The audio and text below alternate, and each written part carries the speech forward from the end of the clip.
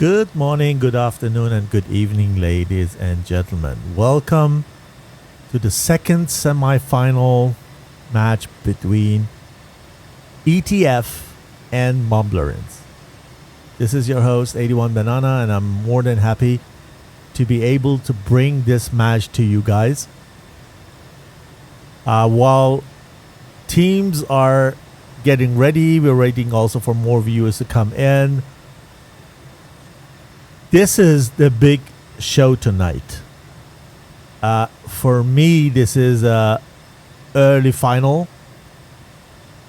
Two of the biggest teams in the tournament are facing each other tonight, and only one can go to the next round. When we take a look at the table, we see in the match yesterday, InSky can capitalize over Toro Squadron and reserve his place in the final match, and the second finalist will be determined tonight. Is it ETF or is it Mumblerines? Who of these two big teams gonna face InSky, which has already won all of his matches, and in many of them they made to come back home all together without even a single casualty. So this is the benchmark so far, and the team that is going to win tonight gonna face InSky next week. This is why this match is so important. Eclipse Task Force and Mumblerines are, let's say, the predestinated finalist, but unfortunately only one of these teams, these two teams, can proceed to the final. I hope you're doing well and you have brought time with you. I think that we're gonna see a 3-round match tonight, and it's gonna be very, very, very close. And we see here creme de la creme, the best pilots in DCS world competitive scene gonna face each other tonight, and this is gonna be very, very, very interesting, even because we can't really foresee who's gonna be the winner. Some matches is more a little bit, let's say, easier, but tonight the result is open. What do you think?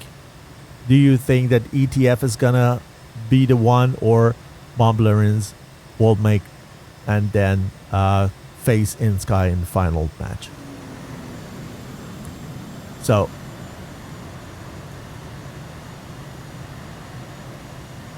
this is Enjoy in F-18. Start taxiing. We see F-15 tonight. We see F-16. And this is a mix of NATO aircraft. 2 F-16s, 1 F-15, 1 F-18, and already 2 F-16s. 3 F-16s are on the way to the runway. So with that, we have our 7 aircrafts on the blue side. Mumblerines starts as blue from Leva Air Force Base, and down in the United Arab Emirates we have Zachrix and Gaz plus Grasshopper OG. In F-16s we have tonight Enjoy in the 4th man taxiing in F-18, then followed by Anomaly, and then Bfix and Archer in F-15, Strike Eagle, and F-16. So these are the blue pilots.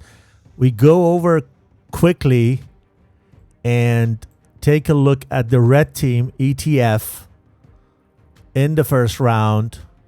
They are already there also. So typically we see JF-17 everywhere, 5, 6, and who's going to be the 7th guy? I don't know if it's going to be also Jeff. No, it's Dormouse in F-15 Strike Eagle. So ETF has decided to bring one F-15 Strike Eagle. This at the moment it's kind of inevitable. It is the airframe everybody wants to have in this row, and usually we see pure JF-17 flight from these guys' side. I'm gonna check if I have their skins as usual. It's cool. And then we move to Leva Air Base and gonna watch the takeoff of the blue teams. And for the next round, for sure, we're staying in the same Air Force base in Leva and have ETF taking off. So welcome to the audience who have just tuned in. You haven't missed anything. We are starting the round one. Yeah, Dice has brought popcorn. It's a good idea. It's going to be a long night or day or afternoon, depending on where you are, because none of these two teams want to be out of the tournament tonight. Both of them want to be in final, want to face InSky and show InSky that they are capable. And my prediction, my humble prediction, is we are going to see a 3-round match tonight. What do you think, guys?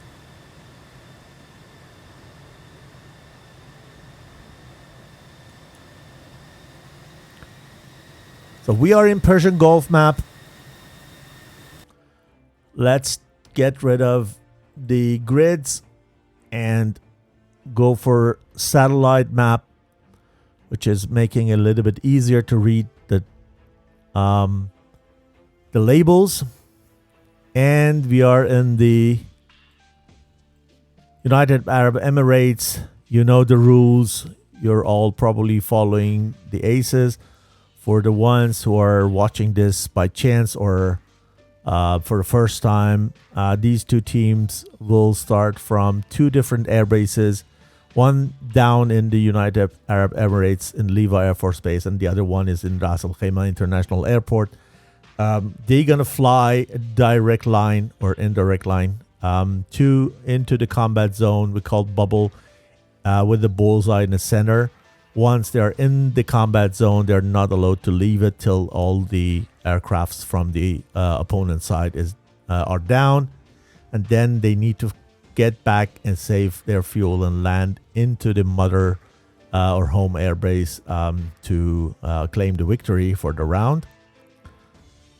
The bubble is kind of 54 nautical mile in radius. And they have round about 32 nautical miles to fly into the bubble. So very short into the bubble, big bubble.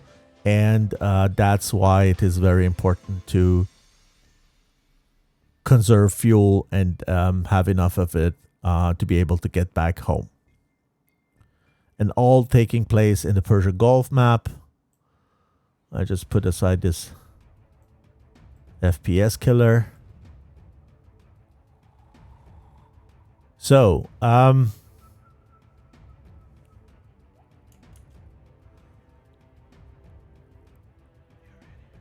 hey, Fly Target, welcome to the show. Good, I couldn't recognize you by your handle or nickname.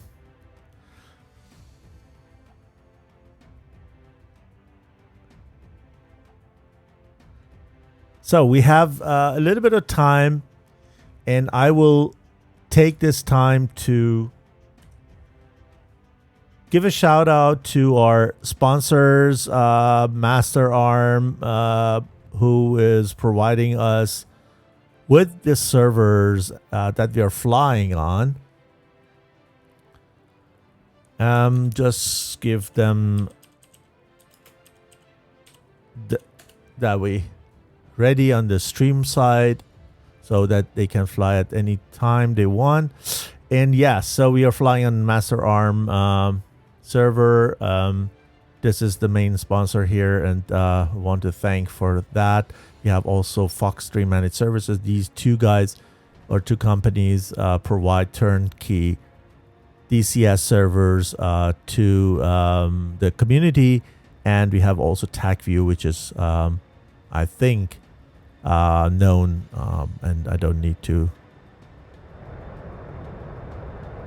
tell anything about that. We're going to use it throughout this interview. And now we have, in this stream, sorry, and we have go, go, go from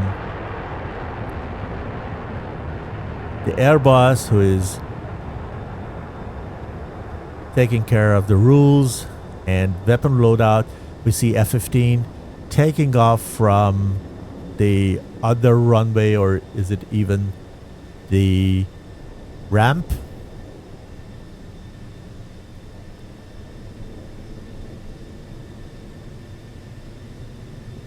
They give him a little bit of time to get distance and get altitude for the rest to take off. The second section is probably 4 F-16s standing all together on the runway in Leva Air Force Base. And the usual question is, sound okay for you guys? Can you hear everything well? Game sound, music when I'm not speaking, and my poor voice. So if something is not correct, please let me know. Here we go. Falcon, baby. Second two ship. We do the sectional in elements of two ships leaving Leva.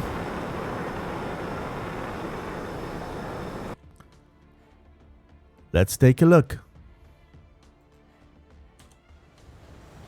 Oh, I'm the wrong airport, sorry. I need to go here and take one of these guys.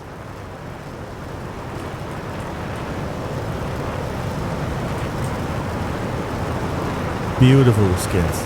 I say it every time, but my opinion, one of the most beautiful skins. I think, if I'm not wrong, big part of it is very familiar with the Black Viper, or kind of that from the Belgian solo team. Very familiar, at least. Everything is customized down to oops, let me take it like this, down to the missiles and everything. So you can see here, everything is customized, even the AMRAAMs. And the bags are also recycled here. Nice. Funny. Cool. Like it. Especially the metallic effect from button from the belly. Beautiful.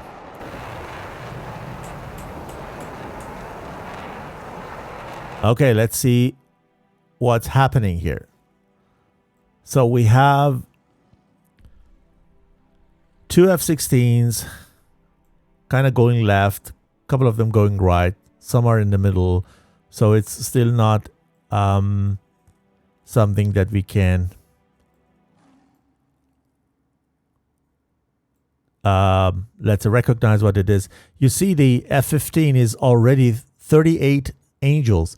That's because probably he just went this way and gained altitude to be able to fire even early on, as soon as they get into the bubble, and not wait till gain altitude when he is already inside the bubble. So you see the difference here now when the other side have also an F-15. You see this guy is entering bubble while he is 31 Angels, and here we have B-fixed already 38 Angels, and he is not willing to go higher anymore at this stage. He probably fly level for a little bit of time to gain speed and then go nose up again, as we do in Tomcat. So you go in intervals, not all the way up, so that when or once you are 45 or 50 Angels high, then you have also enough speed to fire. So he's kind of 800 knots of speed at that level, and Dormouse has 770. So you see, there is a little bit of difference in the strategy, and we see how they're doing. So probably at any time now, Beefs is as 860 knots, and at any time he also needs to start climbing because 38 Angels is not the altitude that you want to fire the first AMRAAM from in the first pass.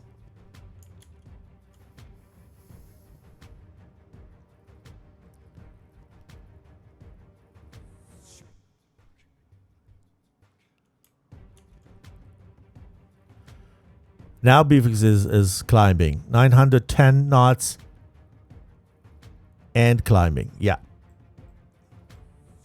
Very well. Dormouse 37,780. So they have 150 or 100 something different speed, and this is much in that air altitude.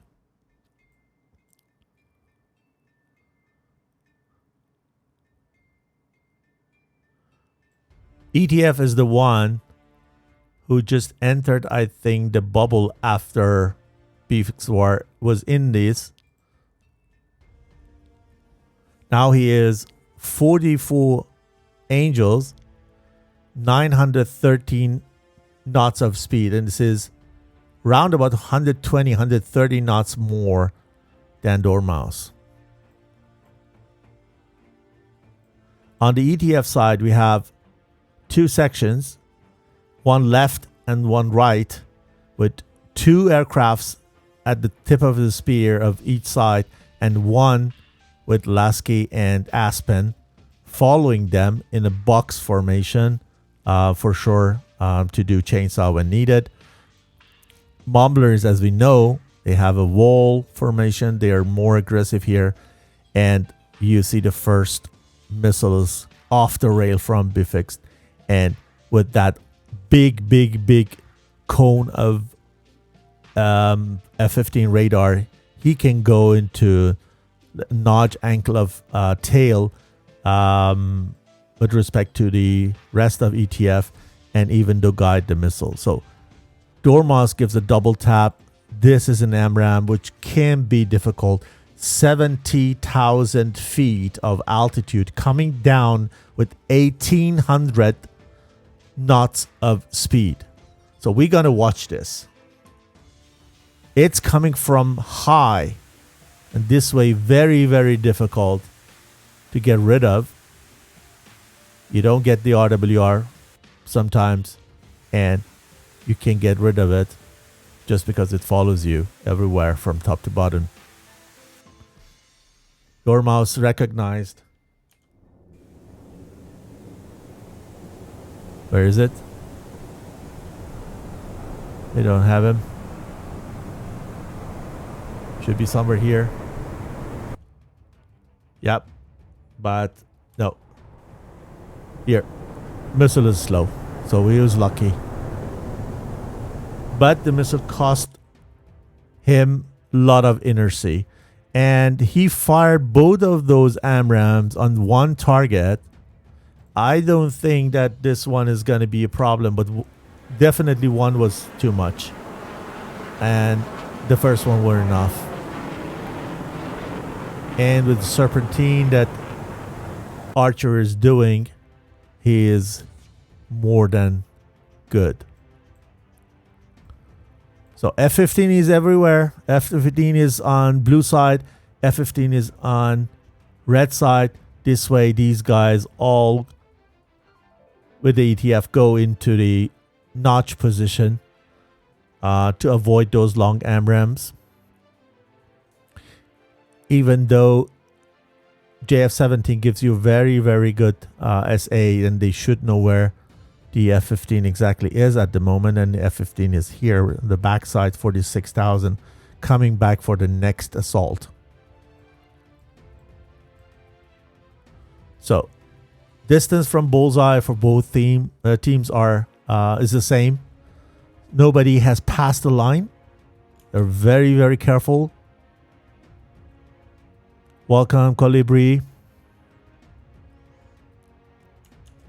And they don't want to risk more than needed. Tonight, the winner is going to be the finalist together with InSky, who has qualified for finals yesterday in a match versus Toro Scott Run.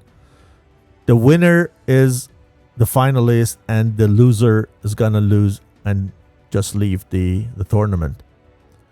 That's why this match is so important. And because these teams are both the candidates, nobody wants to just leave the tournament tonight. It's the matter of honor. ST10 on Sacrix. I think he is good. This ST10 has been flying for long distance, and Sacrix is very low in the thick air, and he is already 600 knots fast, so he is good. Okay, here on the right side, we're going to see probably more. Electro Ball fires an ST10 on Enjoy, and Dizzy does the same on Gaz. Gaz revenges and send an 120 Charlie on one of them while going back. We take the ST10 on Enjoy and see how Enjoy is doing. No, he's not tracking any longer. Enjoy is able to enjoy a bit longer. And the other one is also. ST10 in that altitude is worse than AMRAM, I would say. You should go high and fire them. So here we have 120 going on Dormouse. This is going to be very, very, very dangerous. Coming from very high on a low Dormouse. Why is Dormouse so low? In that altitude, he can be fast, but the missile. Oh, if he goes high, he has a little bit of chance. Yes, best thing to do, go high, and missile needs to go high with you, and then turns and pulls G and loses inner C. Very well done. We have still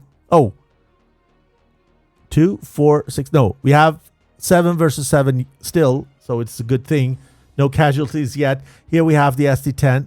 Enjoy notches it into the ground and proceed in. Archer, for my taste, is not in danger, but very close and very low. Both of them together with Riker. So they just try to see who is stronger here with the missiles and who is gonna probably get the first kill. ST10, slow one, low altitude. I don't think it's a matter, and it goes into the ground. Enjoy is very, very far inside the enemy lines. Wow, he is high. Look at the other guy. And yes. And look, the other missile. Oh, wow. We have a first trade here. And then Lasky on Gas. Probably Lasky is going to fire on him. Lasky tries to fire on him, but probably get anomaly better. And here Gas does what he needs to do. For my taste, Lasky should fire on Gas first. Make sure that his friend is good, and then go away. And we'll see what Gas is doing. Lasky is alone. I'm staying on this side, even though the other side is also kind of busy. But let's go here and see what these guys are doing. AIM 120 is out. And we see the other aircraft in the horizon. He has also fired. Wow, both missiles were defeated. Again, he is high. Gaz is high. Sitting in a driver's seat. Now it's time to fire fire even earlier. From that distance, you can't fire an AMRAAM. And he is already Winchester. He has no missile anymore. I don't know if the JF-17 has a PL-5 with them. If he has the IRs that he has, he's going to take advantage of it. IR is really bad in JF-17 when you have the countermeasures there. You see it. It went for the countermeasure. PL-5 sucks. So he needs to make sure that he has hit 6 to fire. Otherwise, it's not working. And at that point of time, he finds out, no, it is not any help. I can't rely on my PL5s. So I get out of this because Anomaly is also coming in. And they are 2v1. And that is exactly what they do. These guys together can clear the right side. And we see we have also lost 2 people in this moment in the left side. And the last one. Wow. What the heck? 2, 5, 6 people still flying from Mumblerines. And ETF is wiped out of the battle area. I didn't expect that. Unbelievable. Unbelievable. Wow.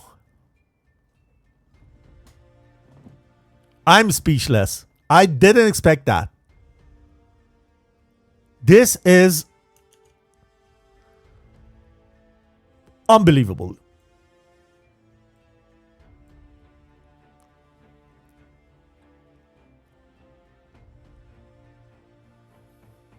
Six people. We are watching semi-final number 2. So you don't expect that. And ETF is going to come strong in the second round. And we want to really wait and see how better they're going to do it. They want to show that they have the ability to win the round and draw it into the third round tonight. I really didn't expect that. So let's go into the. And I have the real-time telemetry, so I can really pull back and we can see everything, how it went. So here we go. This is the first pass. And here first AMRAAMs fly. Or SD-10s. No issue.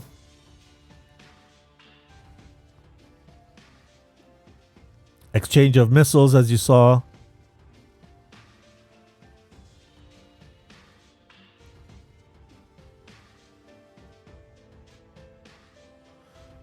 So, what did ETF do wrong?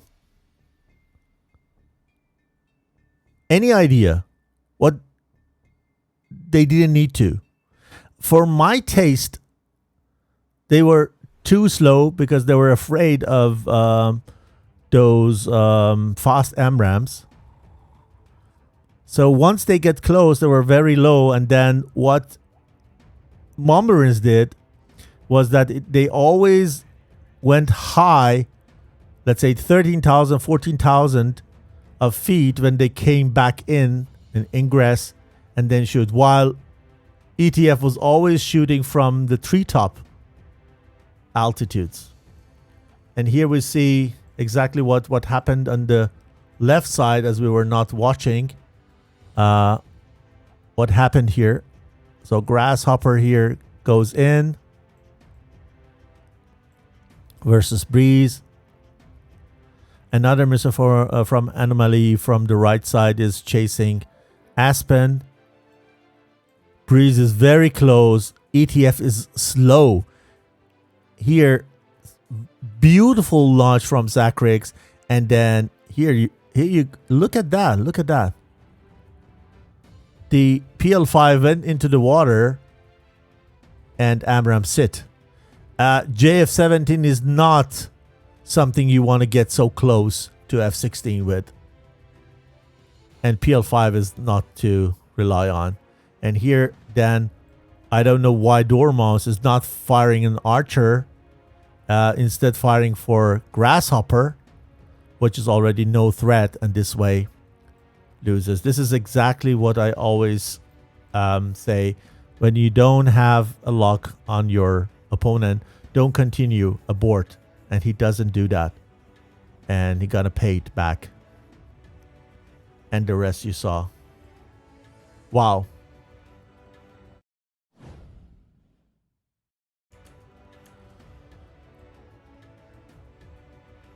And because the distance is so close, the first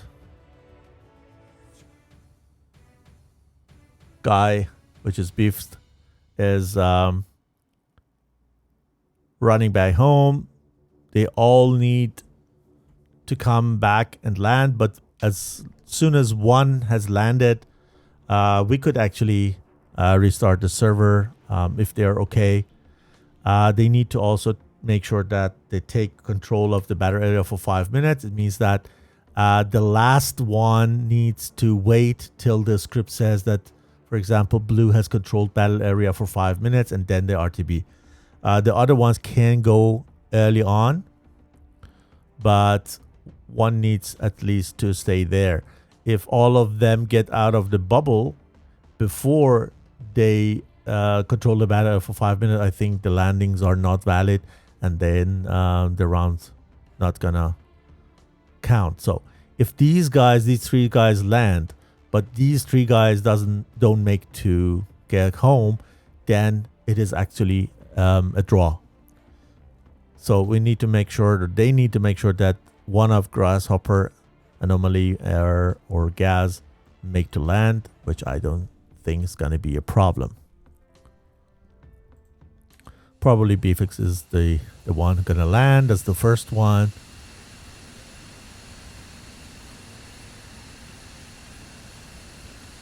Most of teams have still no skin for F-15 as it is pretty much new.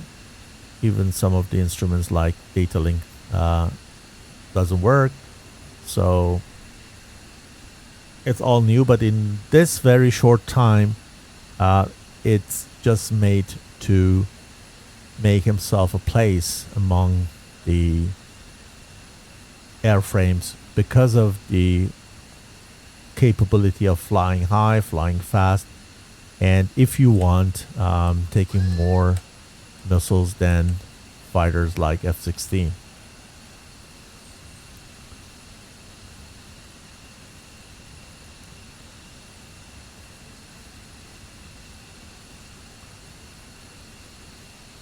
Yeah, indeed. SSG Alpha 1 writes, excellent work. Indeed. Yeah, true, vehicle. Welcome to the show. It is definitely a wonderful team. And I think here I can go and change the blue score, the red score to 1.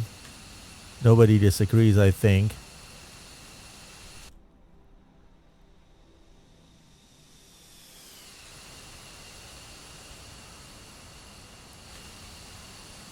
And watch the landing of beautiful Strike Eagle in Levi Air Force Base. What would you do if you were ETF? What went wrong? I think that Mumblerines were so aggressive that they didn't give ETF to grinder properly and gain altitude while going back and gain speed and come back. ETF is very much JF-17, let's say, favored, and they start from the early stages of JF-17 and stuck to it and believe in it.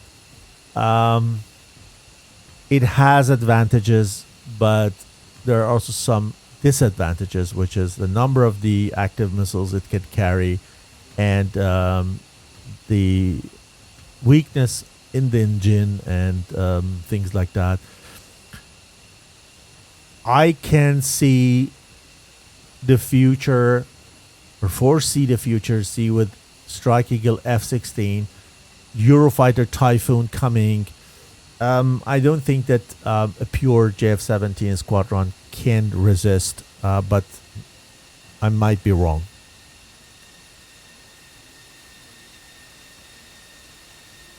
Welcome, Alpha. Yeah, this is a great match. I hope you didn't miss the first round. And I think that the second round is going to be even more beautiful.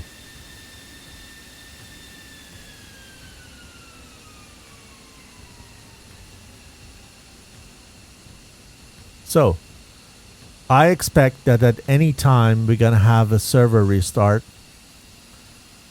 Let me take a look if you're waiting for them to land or not.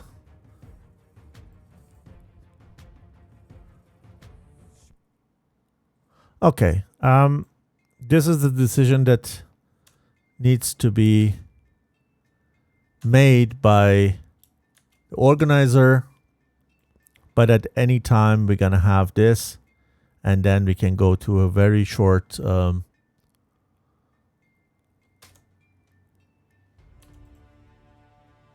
intermission and then come back with the second round. So if you guys want to grab anything to eat or to drink, do it now.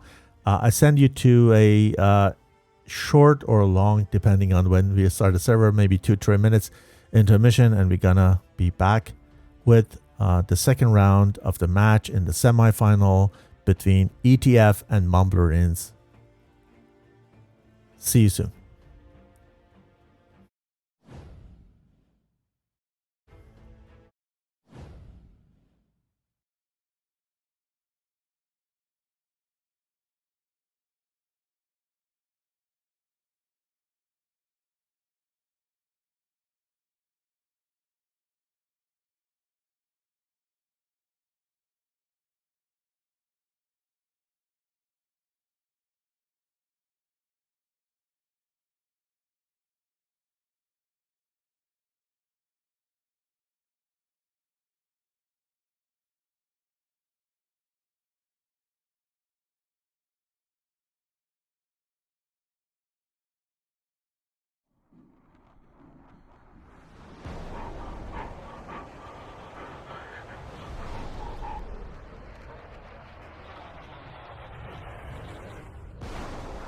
Ingressing now. How's the eastern group looking?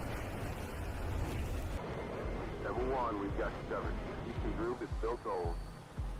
How far out are they to the target? They're coming up on 10 miles out.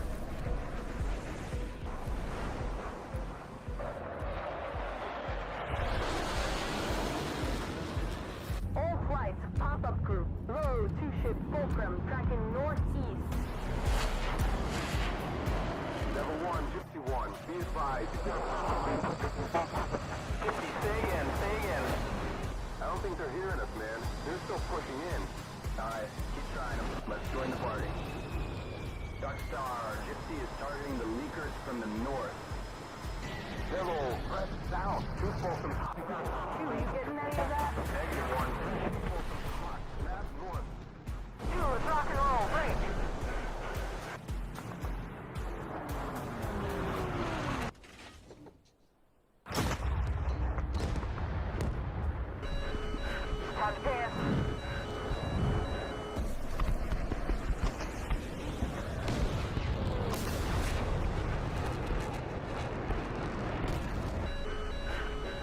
I'm rolling in.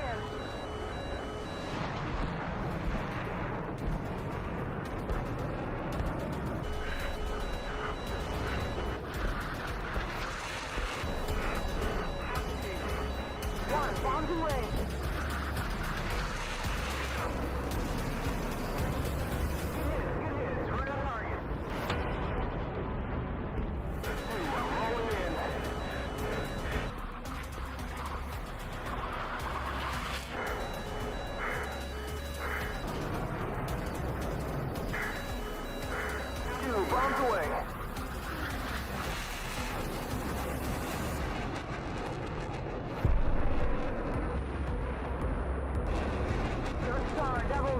Looking south. Target is destroyed.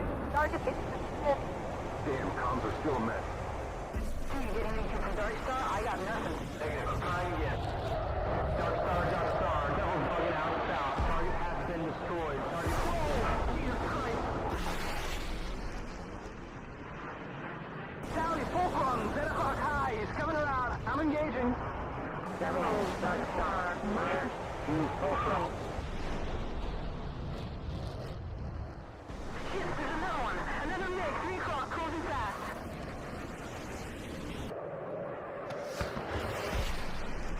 He fired! Missile, break! Defending!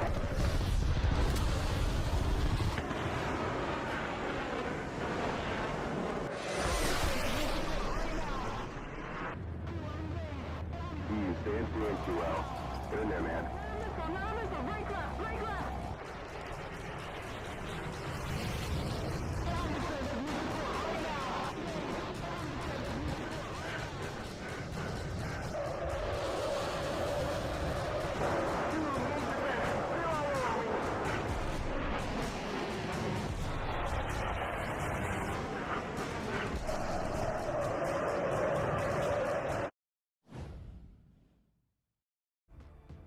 Okay, we're back. Servers restarted, and the pilots are coming back. Wow. I can't still believe what I saw. And I don't know, and I can predict the second round. For me, or everything speaks for Mumblerines so far. But ETF is also a very capable team, has very good pilots, and they are able of doing anything possible. And there is a chance, a big chance, that they come back and make the second round theirs. What do you think, guys? Write in the chat if you think ETF is able to come back and win the second round.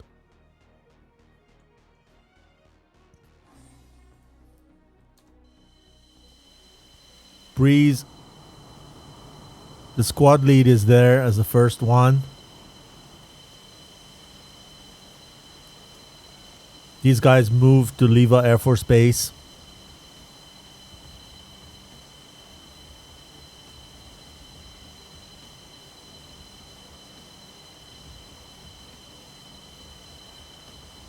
Yace says round one was lost by ETF because of the F-15E up high that killed in one pass 2 enemies, and then everything collapsed. Yeah. So the tactic, or the skill from BFX was very well. He just went high in,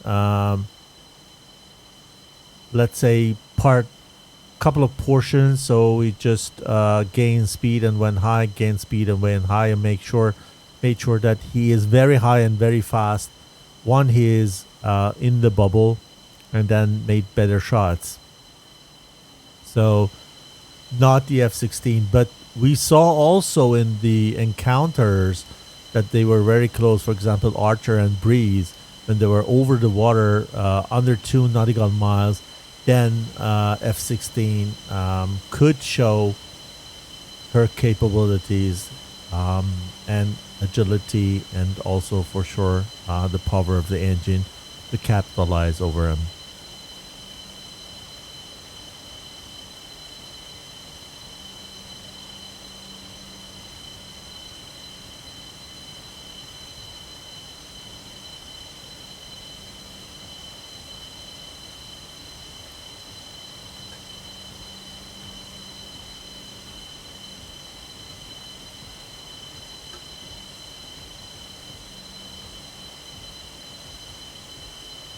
Ekman Jones says ETF is really good at the second round comebacks.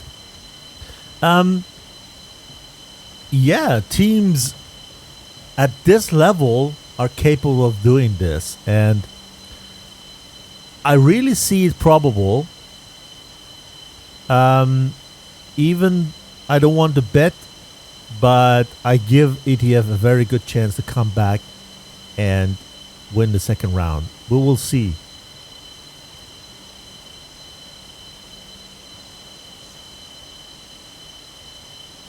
Okay, explain to me, what is a sim smarter? You probably hear me 60 seconds after when I say something. So chat is there, I read it, I answer, and you hear it 60 seconds later because there is a 60 seconds delay in the stream, just because you know why. Okay, ETF, we lost. Breathe, probably some problems. And let's take a look at the Mumblerines side and see if they are having any changes. Again, get rid of these all stuff here and go to satellite mode. So here we go. Beefs. Again, in the Strike Eagle, Enjoy in F-18, Anomaly in F-16, Sacrix F-16, Archer, Grasshopper, and Gas. So no changes in the pilots, no changes in the airframes. So everything's the same for ETF. Riker in JF-17, Dizzy in JF-17. The other guys disconnected or were disconnected. They're probably gonna be back soon. And we only need to wait and wait. Yeah, Breeze disconnected, Electro Bolt disconnected, Laska disconnected. It's a very strange thing that Aspen also, so 4 of them were connected and then disconnected within a couple of seconds altogether, so not at the same time. Electrobolt connected back. Breeze, Aspen coming back, so something should be probably not working for this, guys. No idea. So here we have Riker with the Union Jack. Oops. Now Riker is disconnected. ETF writes that found new DCS bug. What it is, I don't know. Strange. Let me ask.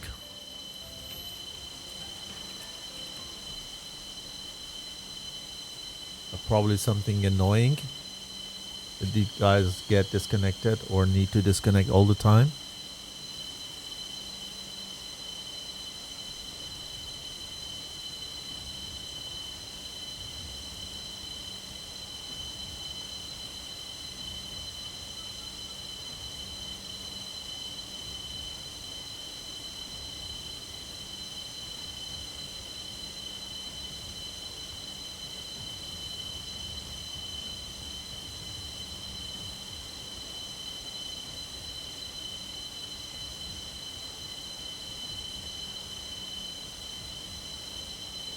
Yates says ETF needs to be aggressive with the JF or they lose again. Yeah, they need to be a bit more aggressive and they need to make sure that they make the first kills.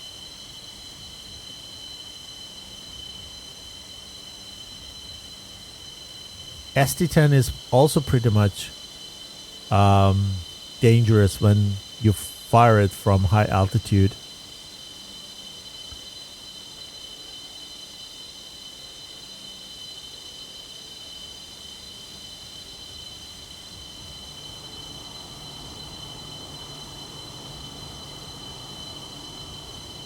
Yeah, true. Ekman Jones says it's not just them, it's other teams too. Yeah, sure. You also need to know that the other side also is not sitting and waiting. They have also their counters and know what they do.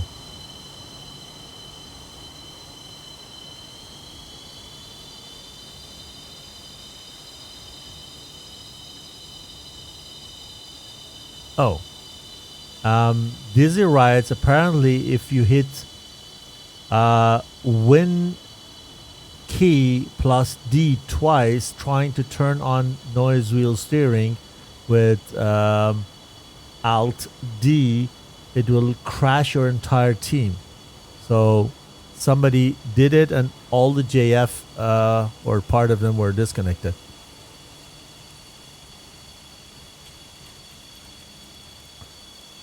Okay, now they're back and they're good. So we see them smoking over the ramp and runway. This is a MiG-29 engine with the well-known smoke.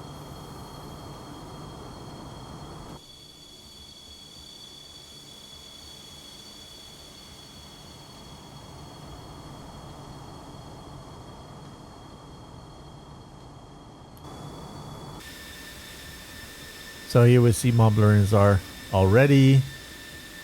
I see one hasn't yet did the rearm refuel. Probably waits till very short before takeoff in order to not to be forced to do a second rearm refuel while they're waiting so long on the runway for the other team to line up.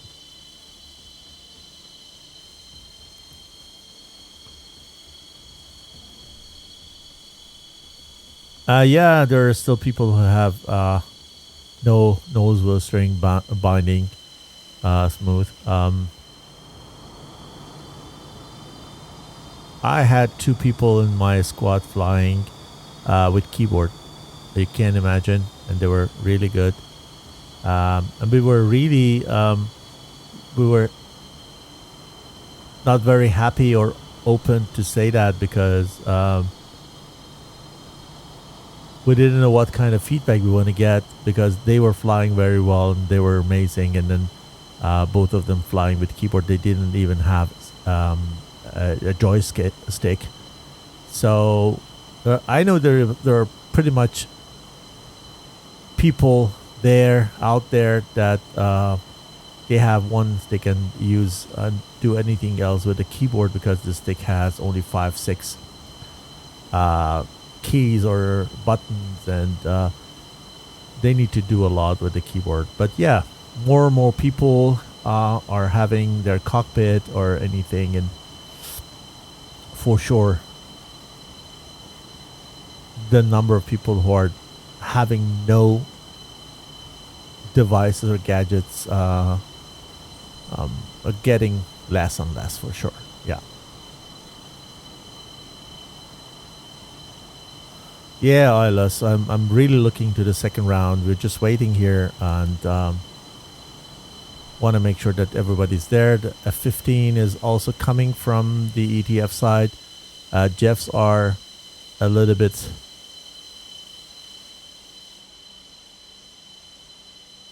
faster, at least on the ground. And as far as I can see, the F-15 is gonna take the other runway again.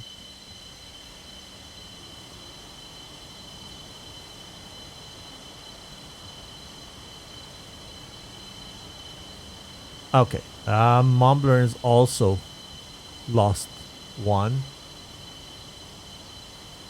So Enjoy is disconnected. So we need to wait for Enjoy to come back. And I don't know if the lag is on my side or is it... Yeah, 15 lagging.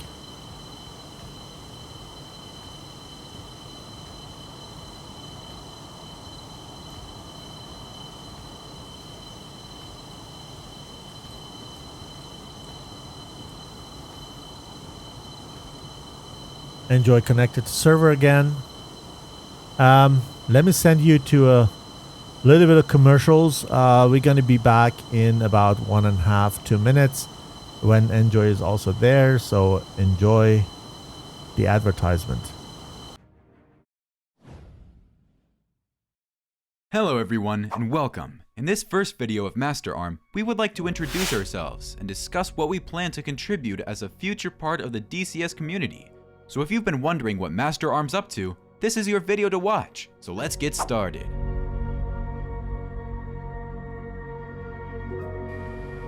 Yeah, it's set. We're presently 30 miles. Affirmative, Top Gun 556, fly heading 040, maintain 16,000, report to field in sight. Master Arm is the new DCS server provider for players and squadrons. We're a small but agile team of 2 senior IT engineers with more than 15 years of experience in the business, 1 senior content designer, and 3 members of our technical support, primarily based in Europe.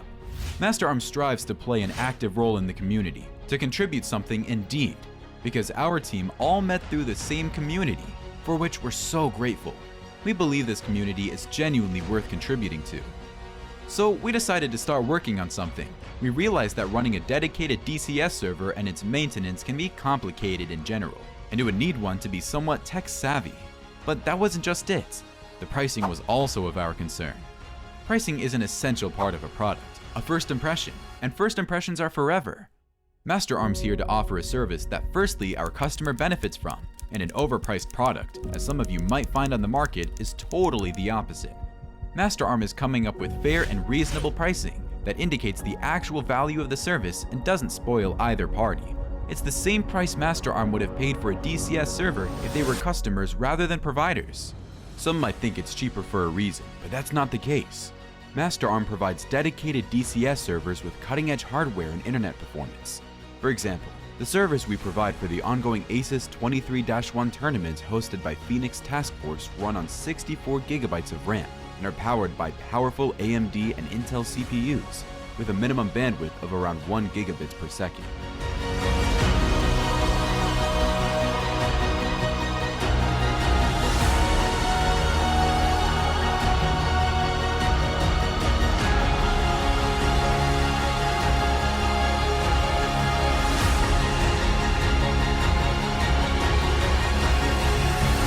That's where we like to conclude it all for this episode.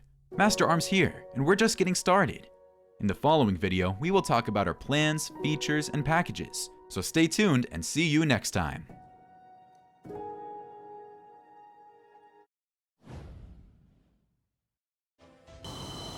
So we are back, and we are still in Levi Air Force Base, and we are still waiting for Mumblerines, or better say Enjoy, to get into the Hornet in Ras Al Khaimah International Airport, and things like that happen. I don't know how you guys see that. For sure it is frustrating for the waiting team, and is also a little bit stressful for the team who has a disconnect. But this is that level of sportsmanship, and we want to give everyone the fair chance to compete. So I personally find it nice that we don't set a timer or thing like that to force the aircrafts to fly within a certain amount of time after the server restart. So now ETF is ready. They write it. We know that they are ready. We are waiting for the red side.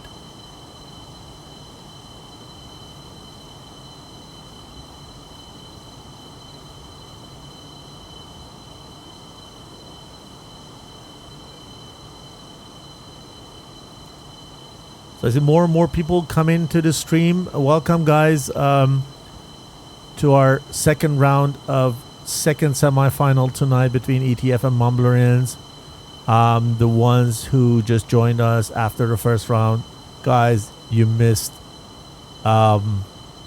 such a round, I really urge you to go and see the replay and watch the first round. It was hell of a round.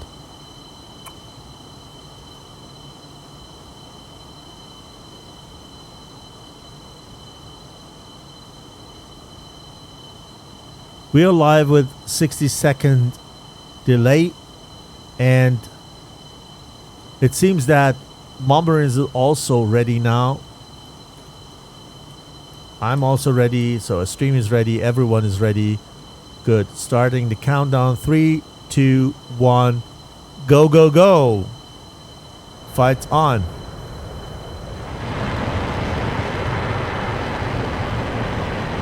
So the privileged F-15 Strike Eagle is taking us off as first.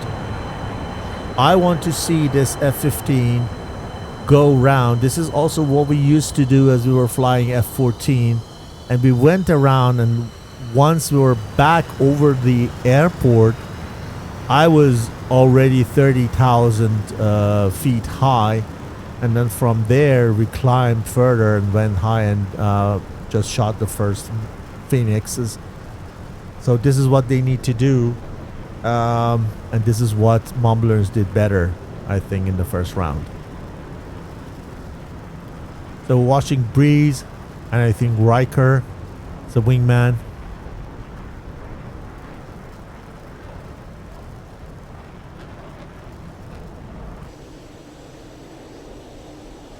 And the second two ship is also taken off. I like Persian Gulf map. It's very slick, and the contrast is very beautiful, and you don't have this complex texture, especially when you fly VR. You kind of hate that those trees when you get very low and kind of annoying sometimes.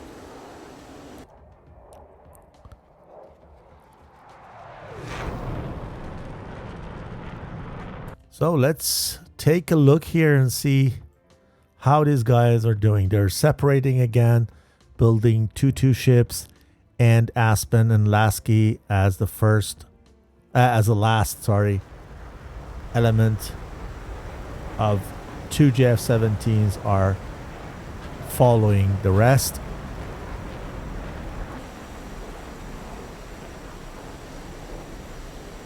This is Lasky with the Ukrainian insignia.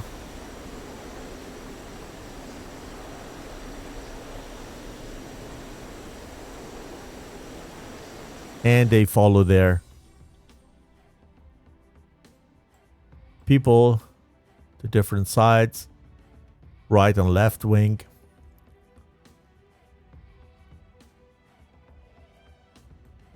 And Dormouse is too low and too slow. 700 knots and 27,000.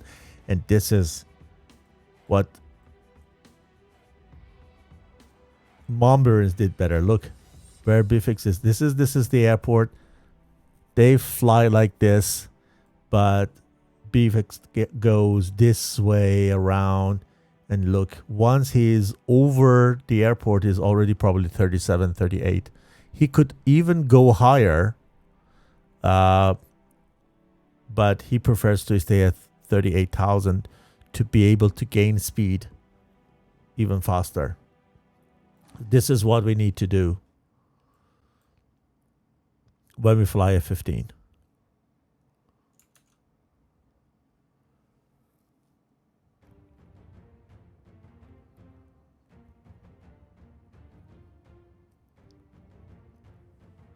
Yeah, I also hope that ETF is going to be a little bit more aggressive and take advantage of the F-15 better, Ilus.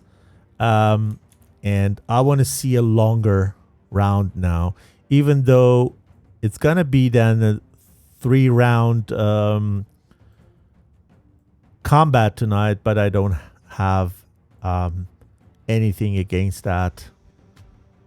I'm more than happy to stay a little bit longer awake and watch this beautiful engagement tonight. These are two of best teams that DCS can offer at the moment. And the one winner tonight is going to face the In-Sky, which has a fabulous record of win behind him throughout the engagement or the tournament. So the final is going to be even more exciting. But this is for me an early final match tonight. And I really want to enjoy it. Let's see if EDF is making that happen. So Dormouse is inside the bubble in 34,000 feet altitude, gaining altitude 770 knots, and BFX coming in quite the same altitude, 38,000, but the speed is about 100 knots higher, and it's going to help him a lot. No, it's not exactly 100 knots. It's about, 50, 60 knot, but it's going to increasing with the time.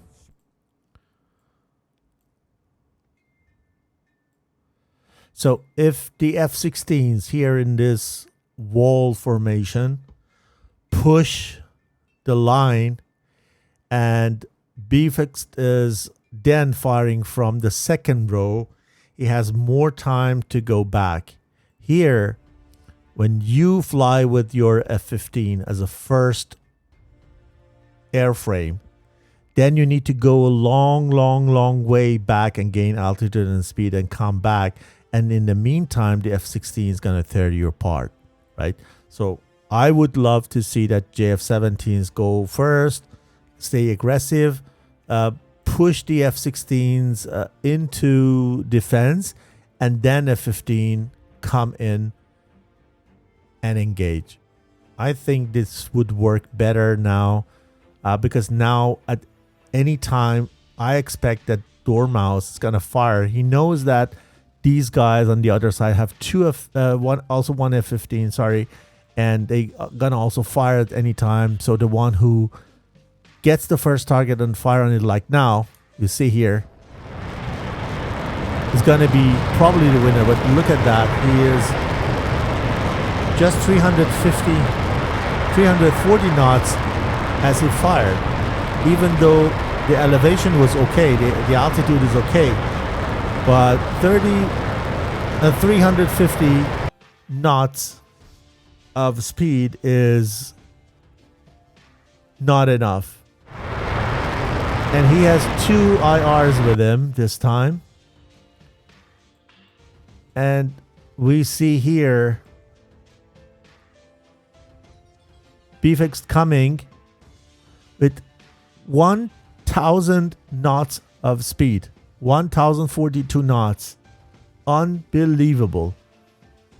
And the difference is now his missile has 1,800 knots of speed, and the one from the first one has only 1,600. So 200 knots of speed difference between those two missiles because of the initial energy that BFX gave to the missile. So it's going to be maybe a little bit difficult here. He also recognized where their F-15 is, and he fired on the opposite F-15. So they want to take down the F-15 first. Where is it? Again, here. Okay. Should be there somewhere. We don't see him for whatever reason. Why? I don't know. So yeah, because that's the same altitude. We need to just look this way, and he is far away. Okay, good. So it's no problem. The other side has got also no harm of those long shots. So the M120s are flying by. And this is exactly what happens. Now Dormouse is cold, trying to go back and just do a big turn and come high and fast And this is exactly the time that F-16s ingress.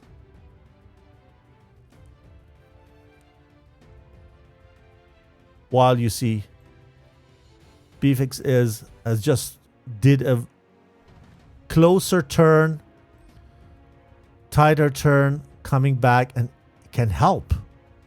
He's there. While Dormouse is not available. Cannot help the team.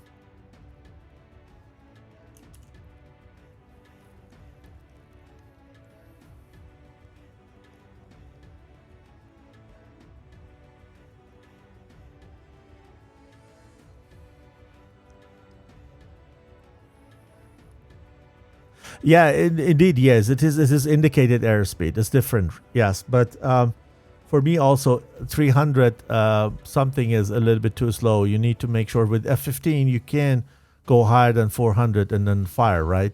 So even that 50, 60 is a lot indicated in that altitude.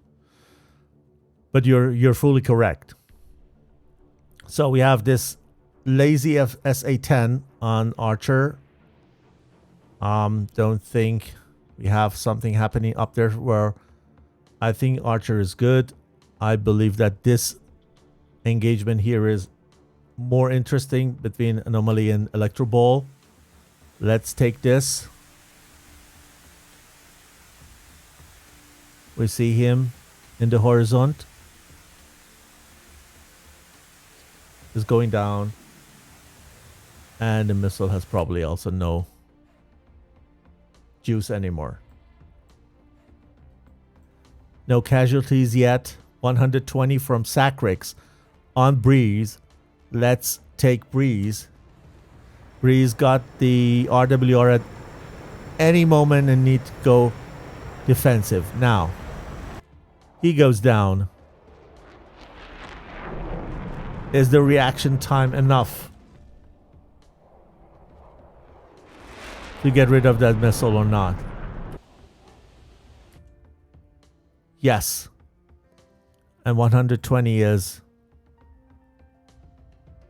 just gone. Dormouse coming back in 44,000 feet of altitude. Here we have two cold guys followed by kind of three hot Mumblerines. Here Aspen runs to cover his two wingmans. But he's just so focused on Grasshopper. He's seeing Grasshopper probably, and maybe they did also a communication, said, okay, we come back. You go for Grasshopper because he can be also a problem. We take care of the Sacrix. And there it is, the SD-10 out of the rail on Sacrix. See how he's doing. SD-10 burns long, but he is heavy. And Sacrix probably know how to deal with it or not. Come on. The first casualty is on the Grasshopper side. So ETF guys really mean it. And this is exactly what we want to see from them. A missile exchange between Archer and Breeze. This one is on Breeze. Goes into the ground. This SD-10 is going to be quite dangerous on Archer. Let's see how Archer deals with that. Nope. And they go on him. Enjoy runs to help. Missile exchange on the west side between Gaz and Electro Ball. Both are good. BFX help with 220s. I think these 120s are quite dangerous. Even though they were a little bit long time in the air, but F-15 was quite fast firing them. The next one, SD-10 on Gas, not... Oh, it's on Anomaly. Let's take it and see how Anomaly deals with it. Dives for his life and boom! Well done. Well done. And here, what's going on here? Enjoy on a cold target. Aspen is already cold while Enjoy fire on him. Breeze also fires on the cold target. Beefix fires on the cold target. Grasshopper fires on the gold target.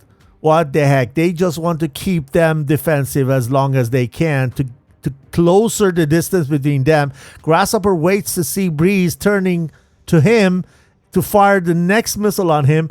I think it's going to be difficult to get rid of it. Does Breeze thrust the notch? Yes, he does. And he does it very well. Don't turn to him. Don't turn to him. No.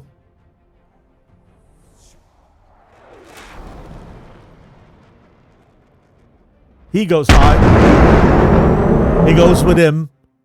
So Breeze does the Immelman coming for Grasshopper because they just pass each other. This thing is very bad. Yes, he's down and Grasshopper not. Breeze fires again on a cold target. Let's see if this one is doing, yes, the job. And Breathe is here the winner. 3 versus 2. So ETF comes back. Lasky has 2 IRs and give the sign probably like that to his team comrades that he has only 2 IRs. Probably this is a sign between them. Breeze is also down to 2 IRs and they are not good. And Riker just fired an ST-10. He has another one plus 2 IRs. This ST-10 means to keep Enjoy out of the game for a couple of seconds so they can capitalize on BFX, which is very low. He is Winchester, so he has no chance. Let's see if this PL5 takes his life or not. PL5 is bad. PL5 is worse. BFX F-15 on Breeze. We're going to stay with them and see if the non-dog fighter is successful versus JF-17. JF-17 can be very turning at this. Look at that. And for me, it's a better dogfighter in comparison to F-15. And PL5 does the job. Well done. 3 versus 1. Enjoy is the last man. Look at him.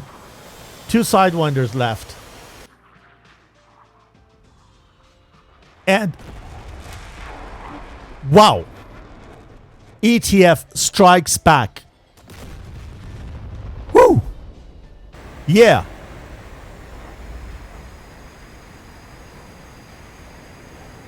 Oof.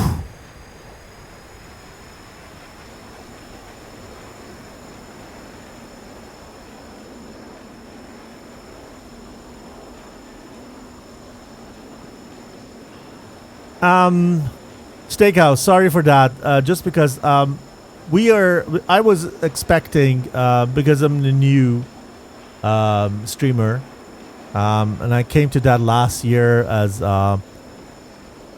ACES organizer asked me if I can do it because they didn't have any streamer. So I came to that. I didn't mention to stream, and this way I didn't have many followers. Apparently there are bots attacking the new accounts because they're new and they don't know all these security stuff, and they are open and they were just spamming the whole chat.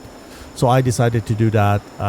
Once you're a follower, then you're not having that maybe for the next stream or so. But we have a little bit of down. So if my stream is too small, only 50 people, 56 people watching, is just because of that.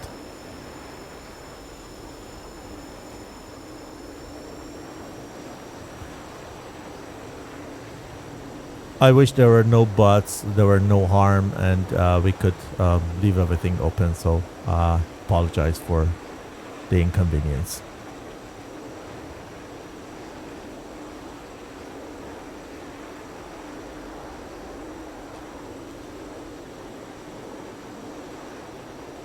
Yeah, very well done, ETF.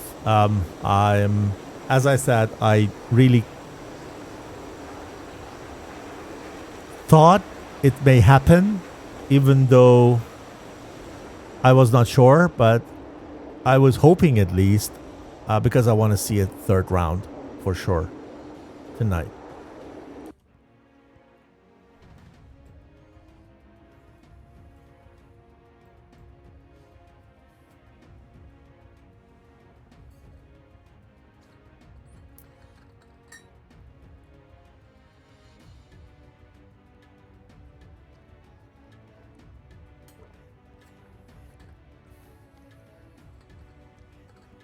So now it's a matter of fuel. Do you think it's gonna be a problem or not? The whole engagement was not that long, and these guys are pretty much good, I believe, when they're running 400 knots indicated. And 93% of RPM, they should be good. And the distance between the bubble and the home base is not long. Even when they glide, they're gonna have a good chance to RTB. We need only one airframe to get back home.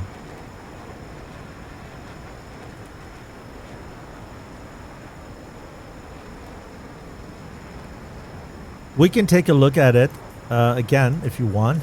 I'm not sure. No. Yeah, we have the tag views. Okay, I was running the tag view, and that's a good thing. So let's go over.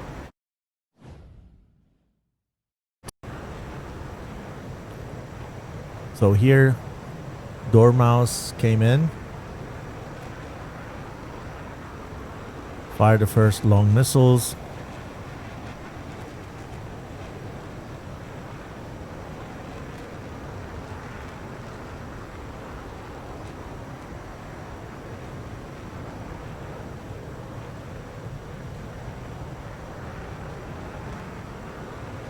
And could dodge this AMRAAM with no problem. We were chasing that for a quite long time.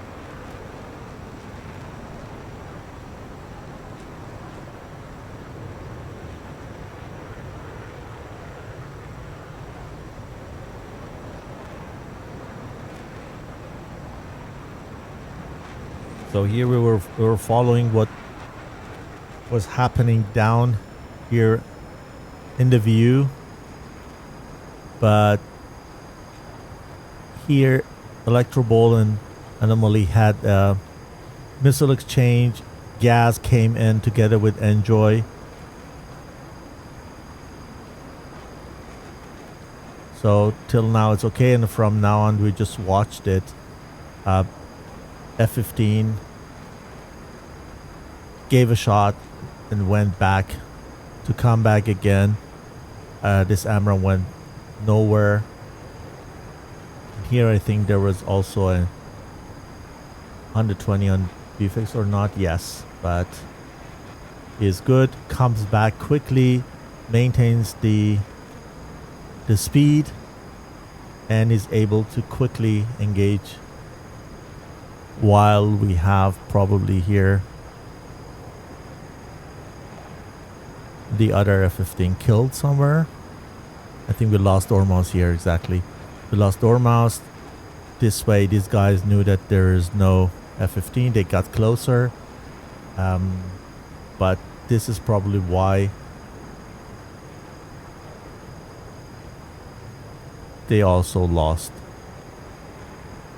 Mostly outnumbered by ETF. ETF guys maybe here did the right decision with the communication that we were saying.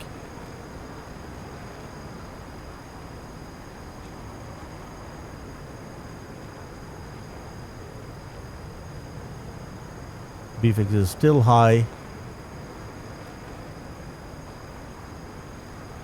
Wow, this is fast. 3 Mach fast. And even though breeze makes to unbelievable, look at that one. Look at this 2 point something Mach aim 120 on breeze, and how it turns into missile and then flies back from it. And the second one, unbelievable. Look at that. Unbelievable. And then with that Immelman, boom, breeze for me, man of the match.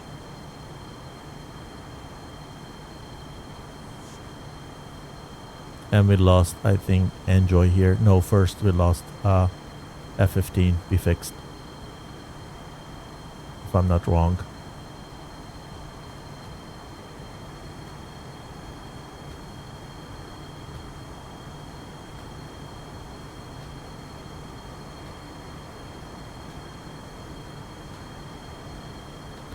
And then Enjoy. Wow, look at that, where Riker was. Here was the Riker. Wow. Boom.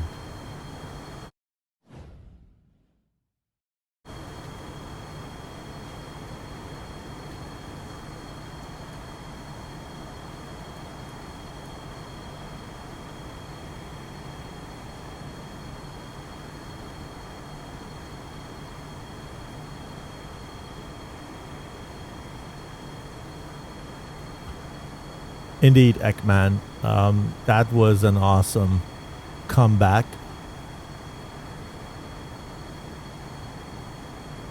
Welcome, Lemon. Yes, I think everyone here wanted to see a third round.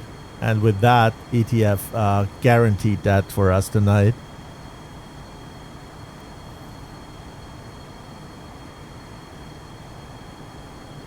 Okay, let me...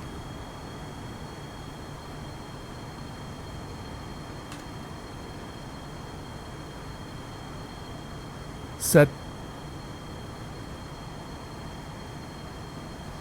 one round for ATF. I believe that they are capable of landing when they are over the airport, and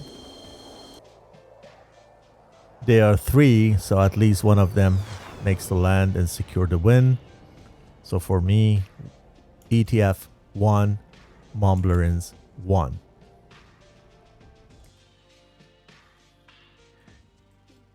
Even maybe it is a little bit early. So, breeze coming in, speed brakes, retracted first, then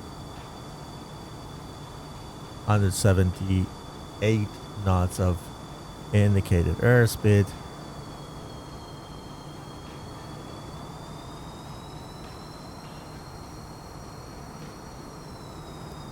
And gonna put it down smoothly. There. Here we go.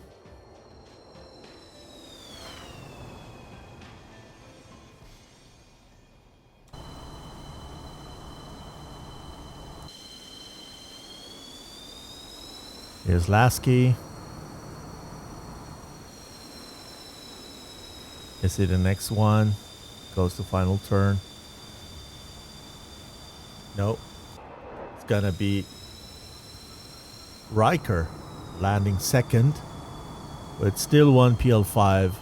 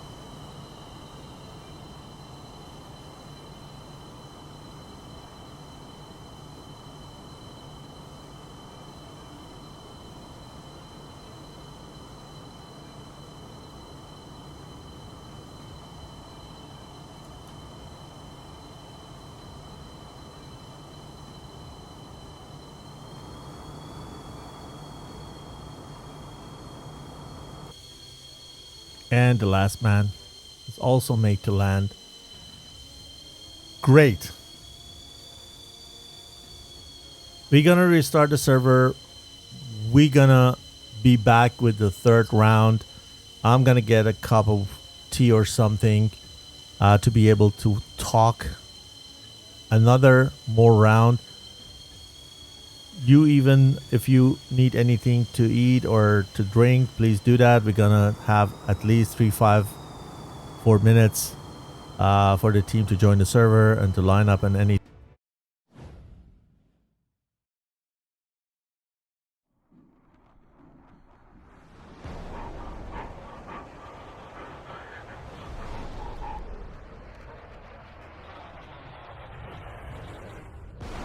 Devils ingressing now. How's the eastern group looking? Level 1, we've got you covered. Eastern group is still cold. How far out are they to the target? They're coming up on 10 miles out.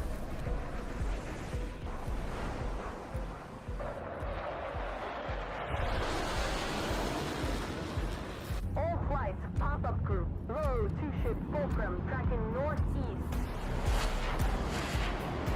Level 1, Gypsy 1, be advised. Gypsy, stay in.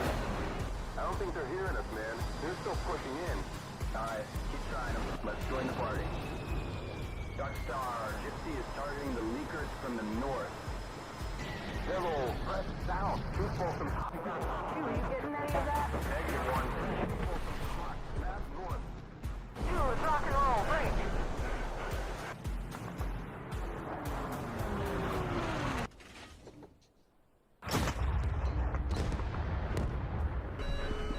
Time to dance.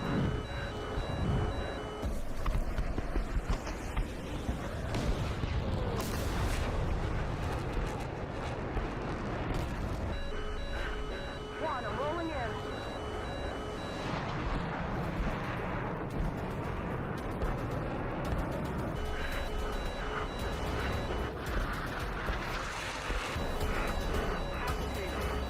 One, bombs away.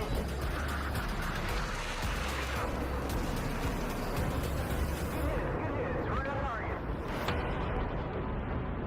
Two, I'm rolling in.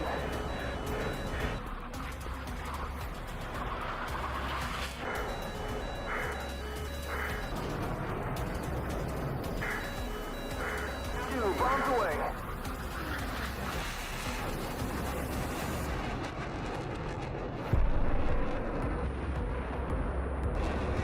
Dark Star, Devils, egressing south. Target is destroyed. Target is... Damn, comms are still a mess. You getting anything from Dark Star? I got nothing. Negative, I'm trying again.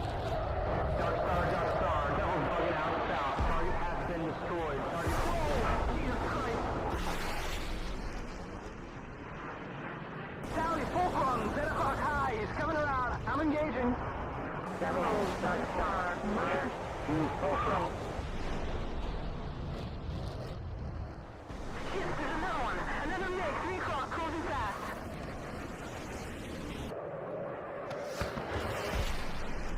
He's fired! Missile, break! Someone's defending!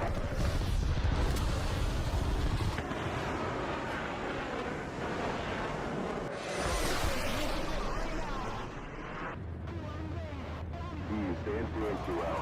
Get in there, man. Missile, break left!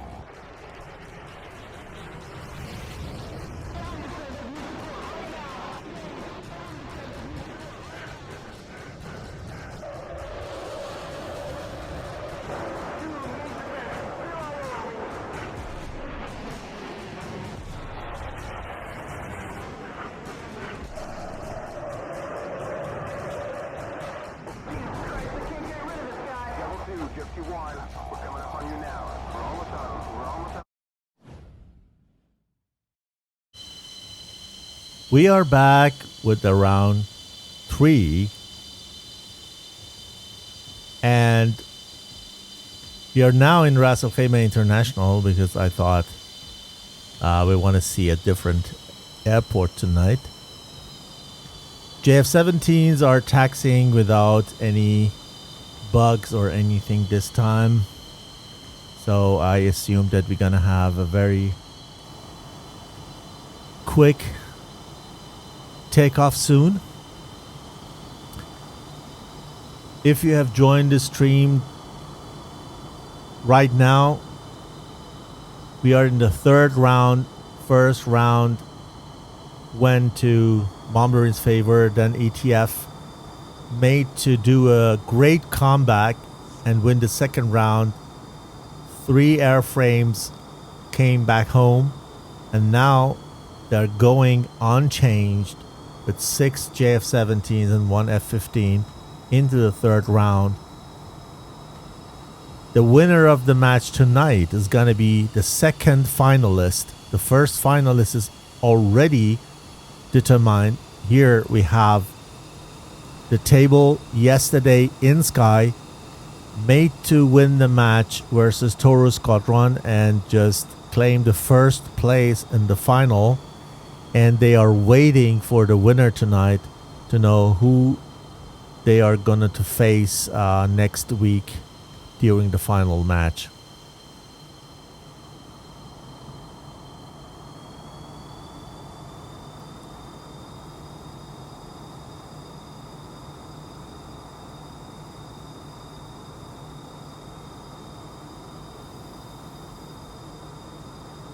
Awesome comeback. And I think everybody wants to see a 3-round match when 2 good teams are fighting against each other.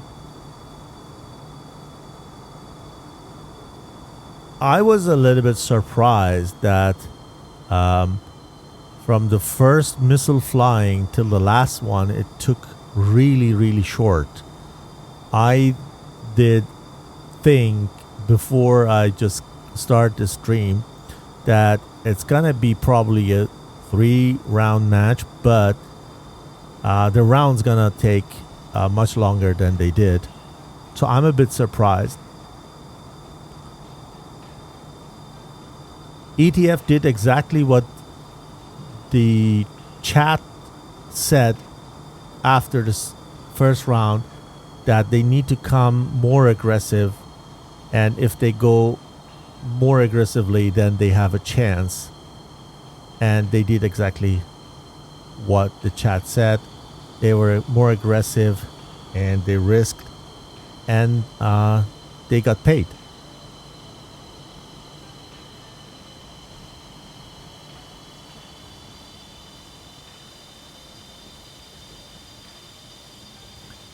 Ekman Jones says, I would like to see ETF take on in Sky. I think no matter what team tonight qualifies, it will deserve. And then no matter which of them is going to face in Sky, it's going to be a great match.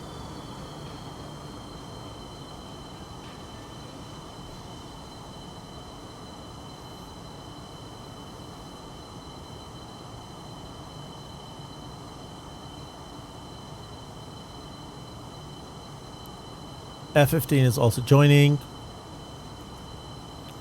Let me know them that stream is ready.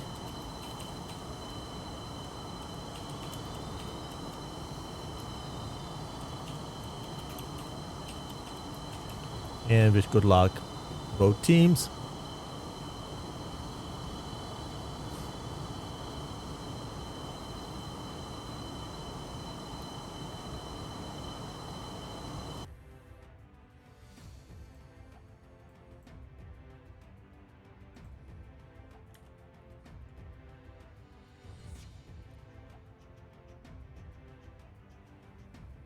So at any time they're going to take off. We need to wait and see if Mumblerines are also ready. Airbus is present.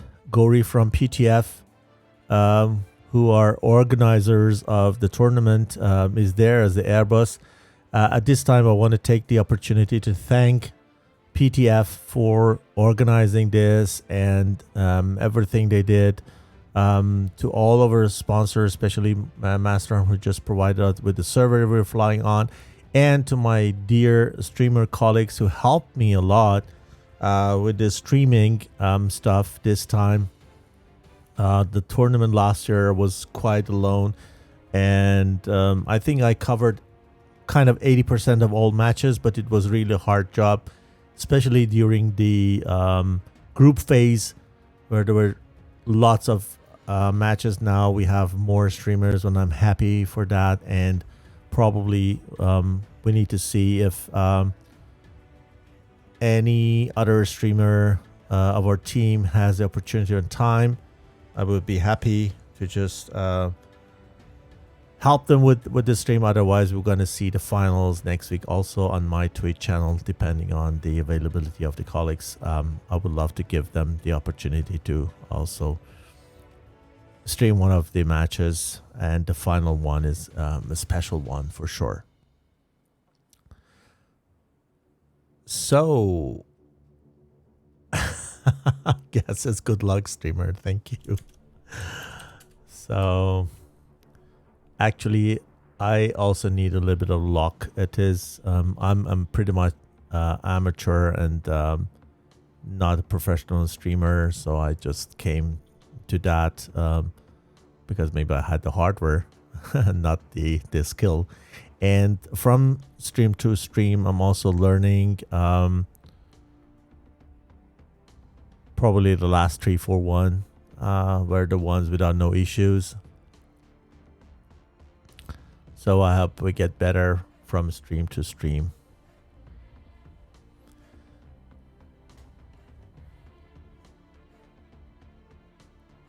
So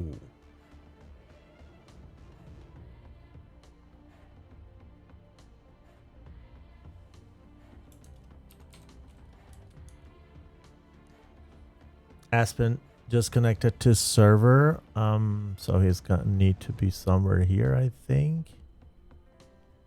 Where is he? I don't Aspen is on the other side, or not. No, it is ETF. So where is Aspen? Hasn't taken any aircraft. Oh, here he is. Okay, now he is in the JF-17. A little bit tricky with JF-17 when you just change the loadout with the cartridge and everything.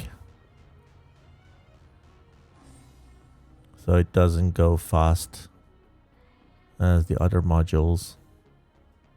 This is how it is simulated.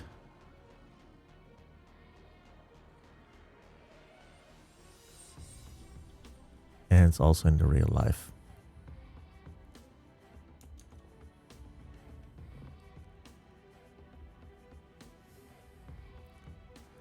Yeah, true. It should be like that, fruitcake. Also predict that at least 7 planes will get shut down this round. But we'll probably see more as in the second round. Ekman Jones says, I'm biased. I've got to support my better half flying with ETF. Oh, okay. So who is flying for ETF from your side? Let us know.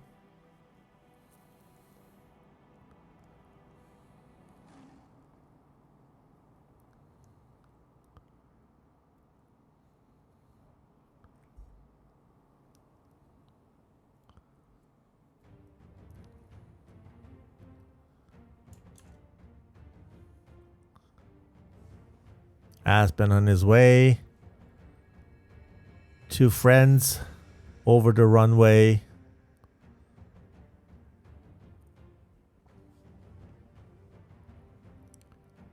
And is gonna probably line up as a last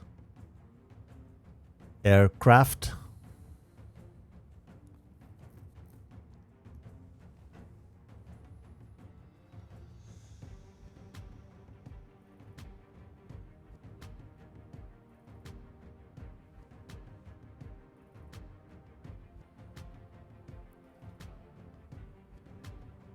So ATF should be good.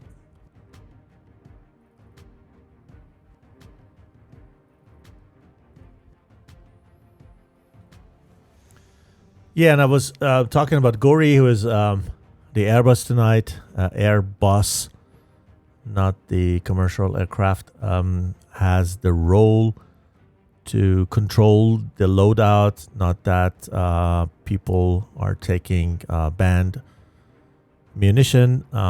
We are allowed to get maximum or load maximum 6 active missiles, so 6 Fox 3s, and the rest could be IRs or Sparrow, but the only restriction here is also with the IRs that we are not allowed to take any X-ray with us. So EDF ready writes in the chat.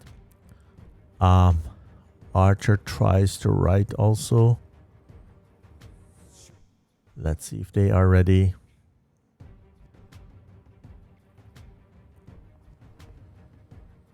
And then we can start. Oh, Dizzy. Okay. So I assume, I mean, I don't know if it's correct or not with the current trend of gender that we have, but I assume that Dizzy is your husband or vice versa. I don't know. So good luck to him or her. Perfect. Countdown. 3, 2, 1, go.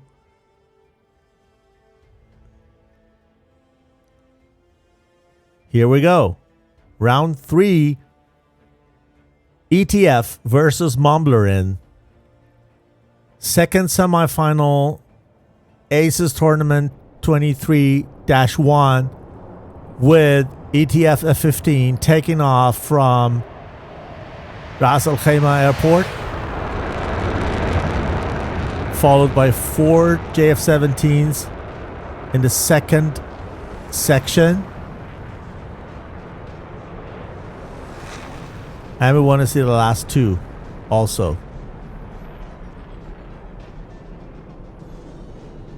Come on, guys.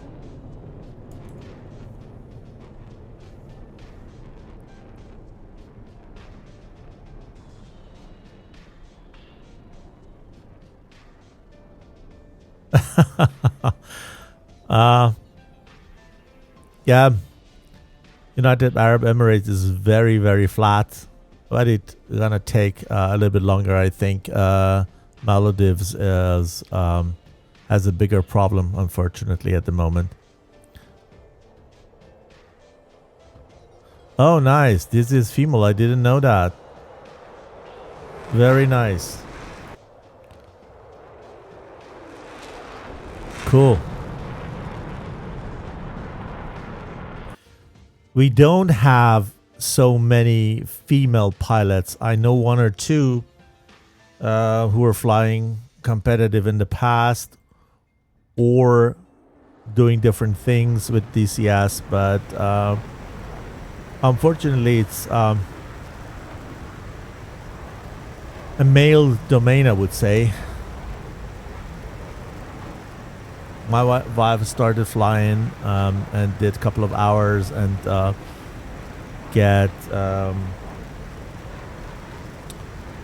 got her wing, let's say, on F5, but didn't continue. The problem is the hardware.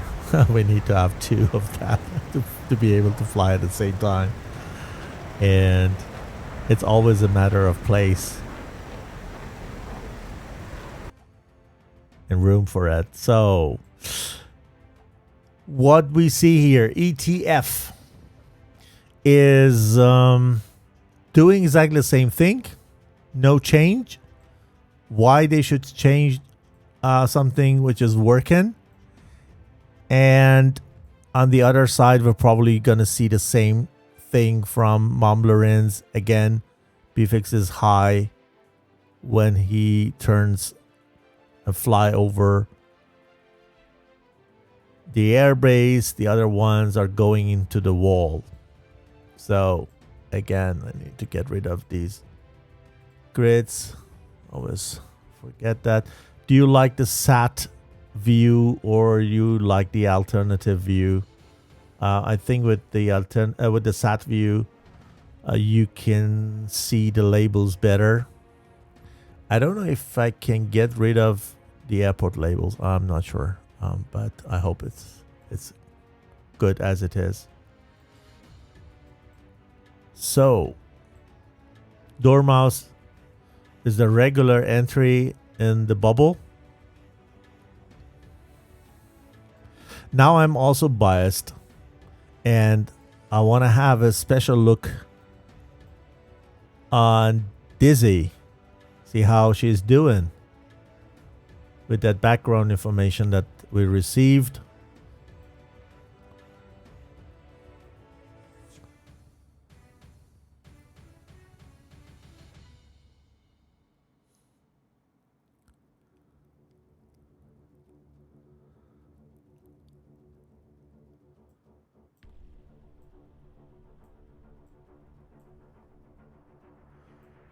So we have here Riker and Breeze, long time wingmen, together at 31 Angels.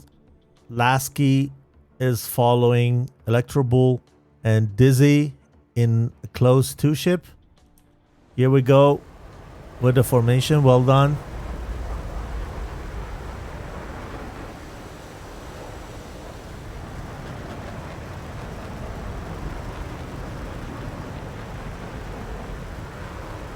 We need to ask her how she get along with a Pakistani aircraft. Very well done here. Very nice. Close parrot. Two ship formation. Okay, here we go. ETF getting into the bubble. 5 of them are already in, where Mumblerines is coming slower.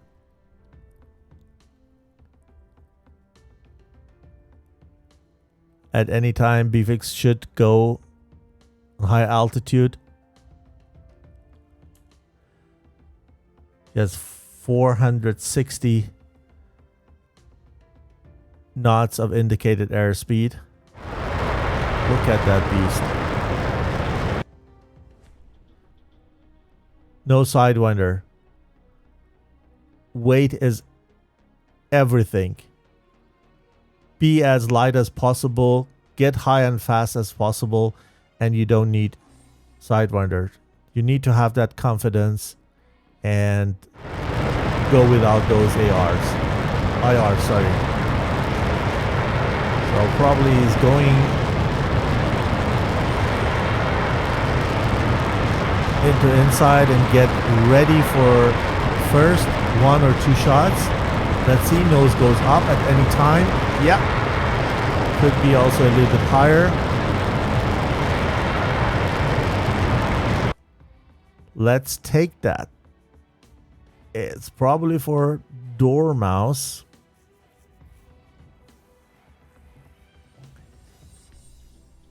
They have their routine. BFX always one single AMRAAM, Charlie, and Dormouse always fire 2 in the first round.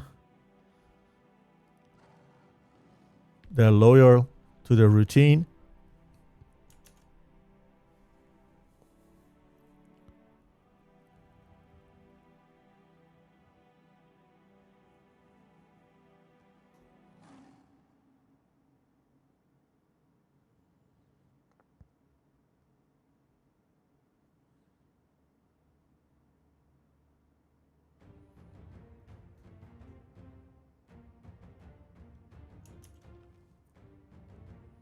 Okay. I don't think both of them are any factor. Even Dormouse is in a good shape here, I think. But nevertheless, see if this AMRAAM can be of any harm to him.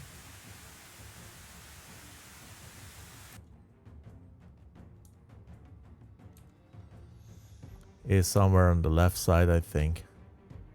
Yeah, there he is. And the missile is turning into the opposite direction for whatever reason, decides to come back. Salute. Eagle Dynamics. Okay. With the version 2.9, we're going to have also different behavior. I hope we are not going through another mass of misguided different missiles and lock braking radars and tracks. But the good thing is that DLSS is coming. I think the version 2 they are implementing in order to cover a bigger number of graphic cards holders. So the version 2 is supporting all the RTX series 2, 3, and 4. So a bigger audience. So I'm really looking forward to see a high rate of FPS. So the same pattern. Archer goes over water as a first round. He did. First ST10. I'm not sure. These guys are too low. Even though it is 17,000 of altitude for Electro Bull, I don't think that this ST10 has enough juice, and also this AMRAAM here. So I don't know. They could save it, but these guys do better than me. They're better pilot than me, so I don't doubt what they think and do. So here we have one exchange here. There are 3 guys together here alone with Archer. It's Brave and Sacrix and Grasshopper are running to cover and help and support. Then we have one exchange probably very soon here. Gaz on Electro Bull. Let's take that and see how this AMRAAM is doing.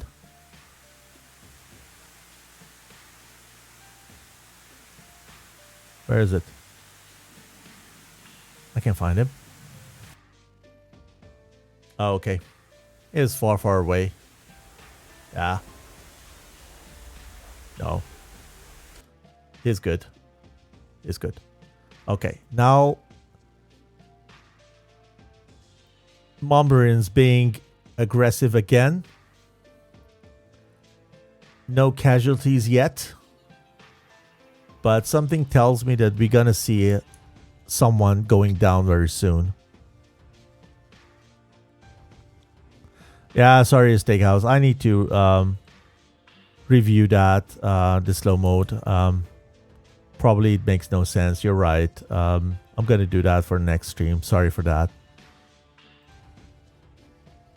It's probably the default. I didn't set it. Yep. So at some point of time, Twitch recommended me some standard setup, and I said, yes, do it. It's for your security. I said, yeah, do it. And I didn't really look into that. I'm going to review that. Sorry for this. So here we go. ST10. This could be... or not. Not. Rather not. Oh my god, everything is going fast again. Here, Lasky on Gaz with ST10. This thing has juice. I believe it has enough juice to take one soul down. And then here, Enjoy again with the marvelous act of dodging or notching the missile. What is he doing with the next one? He is bravely pulling it down into the ground. Dizzy is coming back to her friends, and here we want to see Anomaly and Lasky in the engagement here. Both fire on each other. See who is... Wow, we saw a perfect notch on the other side, but this side was not that successful. I know, and maybe you also know, that ETF is very good in notching missiles from very close altitude. I think it's not a secret. And they show it here, the master class. F-18, enjoy. Fire on the JF-70 on the other side and getting engaged. Wow, he gets the kill. He gets the kill on the other side and goes into the merge here on this side, but got shot down by the third guy. So we were probably 3v1 or something that we missed. You're gonna see the attack view. Wow. 1, 2, 3, 4, 5, 6 ETF, 3 Mumblerines. Unbelievable.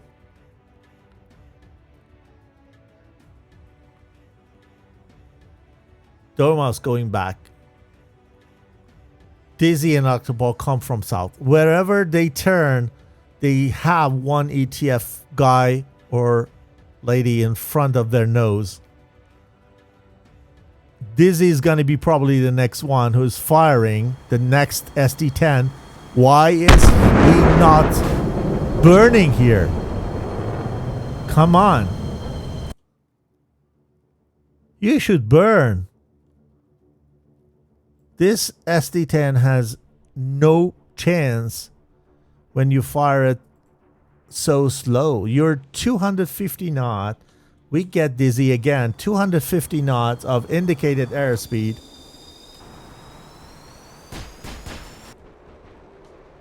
She's slow. She got hit or she didn't? Get that. This is something new, that you get hit, but you still continue flying, kind of desync stuff we have. Oh, the second one. The second one was then the deadly one. Electro Ball on Archer. Let's take him. Archer runs for his life. Boom. Too close the distance. ETF. 4 Mumblerines 2. So this is a 4v2 engagement now. We stay with Grasshopper. He's too high. He's too high. Shot. And goes down. And let's see who is here successful.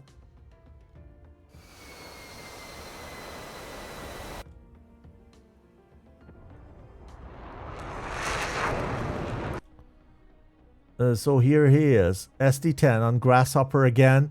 Another PL5 from Electro Ball. One of them sits. Yeah, SD-10 has a bigger chance to sit than the lazy one. And here we have B-Fixed with the last AMRAAM firing from altitude. To be exact, 22,000 feet. He's too high and he's fast. He's 580 knots. And he can simply run away from this AMRAAM, I would say. But let's see it. No, it can't. No, he can't. He's not fast enough. And Red takes control of the battle area. 3 men standing. Dormouse, Breeze, and Electro Ball. Wow.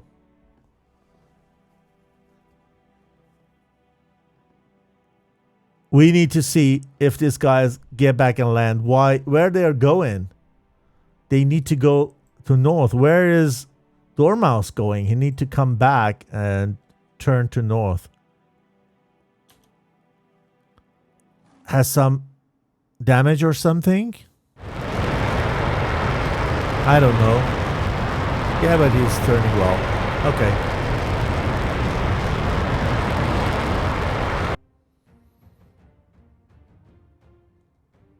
Wow, wow, wow.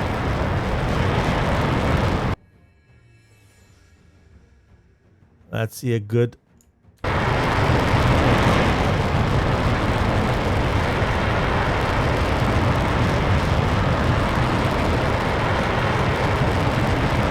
Unbelievable.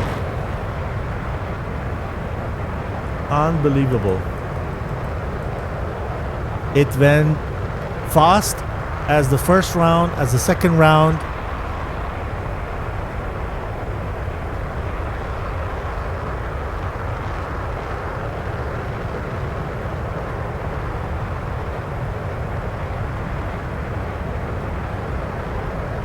Yeah, Steakhouse is right. It looks like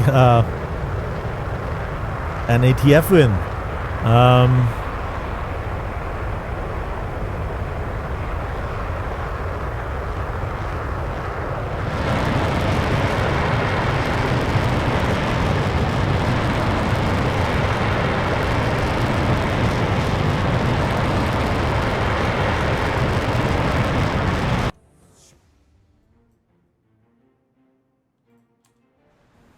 So we have the winner, probably. I mean, it is probably a little bit too early, but not that too early, I would say, because I don't think that we are not having any of these three guys going back home.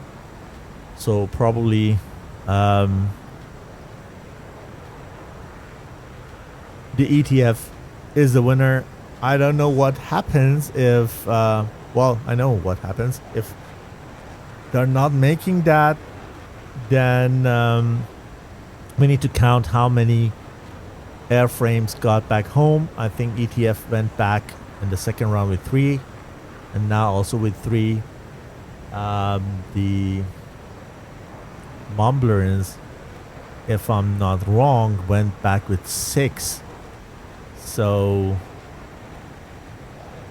when these guys don't make to land, then Mumblerines is going to be the winner, because this round is going to be a draw.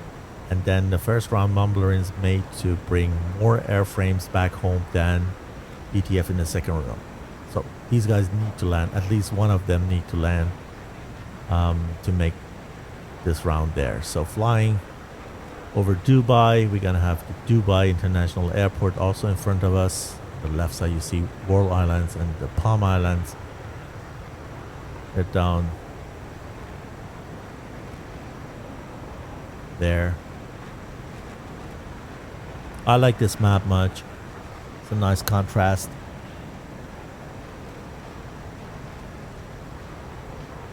We were very close to fly the Syria, I think, map tonight, but I believe not all ETF pilots had it, so we just switched to Persian Gulf for tonight, which is also good. So Burj Al Arab down there at the coastline behind the cloud.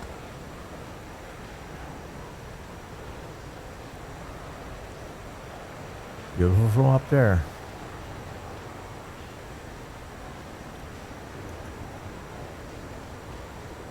Yeah, it was really a good game.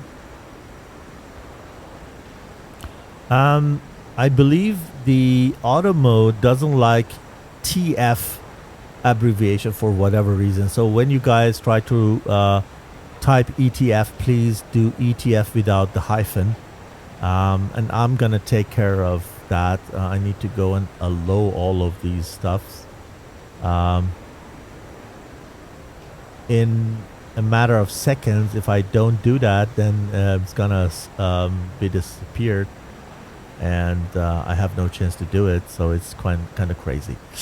I hope and I promise that I find time to fix that slow mode and everything for next stream. Congratulations to both teams, right, Ilos?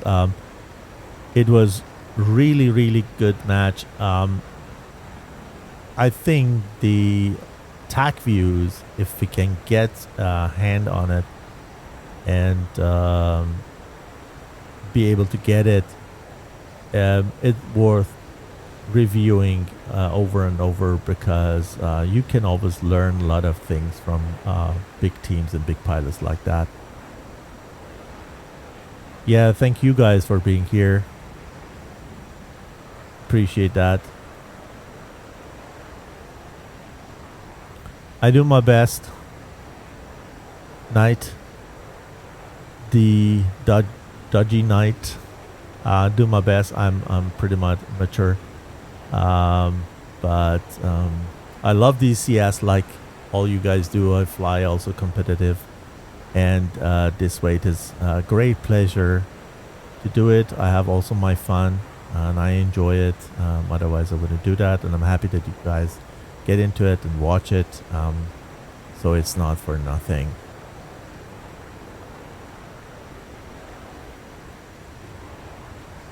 Yeah, indeed. Ace of Spades. That was a wonderful match, and I hope that we see even a greater match in the finals. So In Sky was the team who, I mean, they did have not even a single loss in the group phase, and then in at least 2 of the matches, I believe they went home in the both rounds with all 7 airframes. So this is something that not many teams can do, and I really look forward to see how ETF is doing versus In Sky. And this is going to be the biggest match, I believe, and they deserve being in the final. It's going to be a great match next weekend. Let me see when it is exactly to let you know. It's gonna be boom boom boom. The schedule. It's gonna be October 14th, so it's on Saturday coming week at 1900 Zulu. So same time, but instead of Sunday, it is on Saturday. I'm not sure if I'm streaming that. I would like to give it to someone else who hasn't been streaming very often in this tournament, but I'm not sure yet. So probably we see each other again here on my channel next week, Saturday. And if there is another one, make sure that you just follow the other streamers. If you get into my channel homepage, I have put the link to other streamers' channels, so you can easily find them and follow them also. Yeah, thank Ace of Space for being here and for your support. I appreciate that.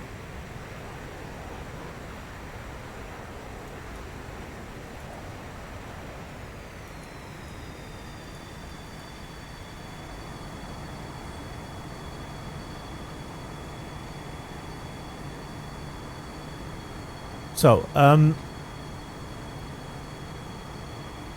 what is also quite important for the organizer, and I was asked if I could bring it up during one of the streams, is how you guys as just viewer or pilots engaged in this tournament see the 7 versus 7 format. I think I have already told the viewer my opinion. I find this is it's a quite good format. I like when we can just give one pilot a separate task than the other elements do. So I like it when we fly 5v5 or 7v7 versus 7, more than 4v4 and 6v6 or 8v8. But how do you see that? Do you also like this, or do you think it's 6v6 or 8v8 or even 4v4 is a better format for a tournament? What do you think?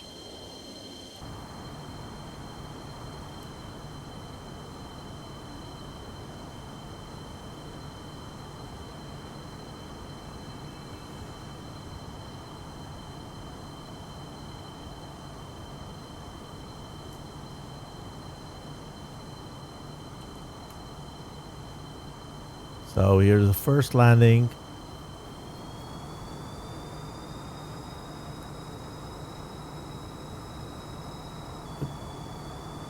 I hope it's not my PC is lagging. It's running all day long, I believe. Also waiting to get shut down.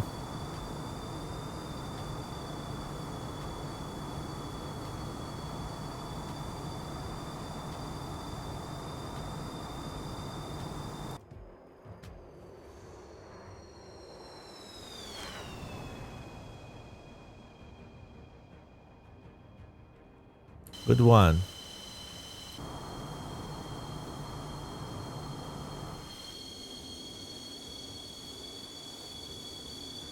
Now it's time for Electrobolt to land. We have turbulence here. So the turbulence is also a matter. So if you see the guys have a little bit of difficulty during the takeoff and landing, it's just because of that. Okay, so 2 made to come home. Third one probably just crashed somewhere. We just missed it. Just maybe because of lack of fuel. And then we have Breeze and Electropole made back home. With that, we have the official winner, so I can go and announce it also. The blue score is going to be 2, so ETF was meant to be the blue team in this tournament, in this match, sorry. So ETF 2 and Mumblerines 1. With that, ETF is the winner. And we're going to see ETF next week taking on in Sky on Saturday, 1900 Zulu. This is your host, 81 Banana, and I wish you a good time. If there is anyone who is interested in an interview, I'm trying to get the leaders into the channel to see if we can have an interview. So if you're interested, stay tuned, and we're going to see if we have an interview or not. And if not, then I will let you know.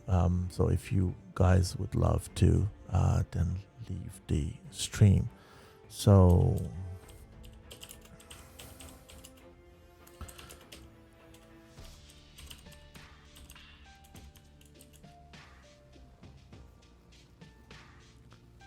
let's see if we can get at least one from each side into the interview com.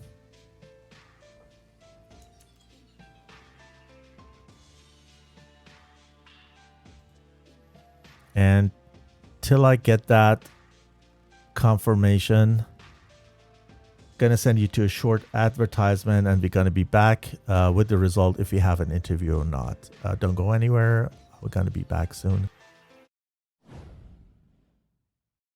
Hello everyone, and welcome. In this first video of Master Arm, we would like to introduce ourselves and discuss what we plan to contribute as a future part of the DCS community.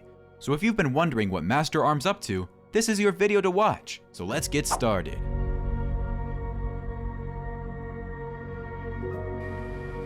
Yeah, it's somewhere presently 30 miles. Top Gun 556, fly heading 040, maintain 16,000, report field in sight.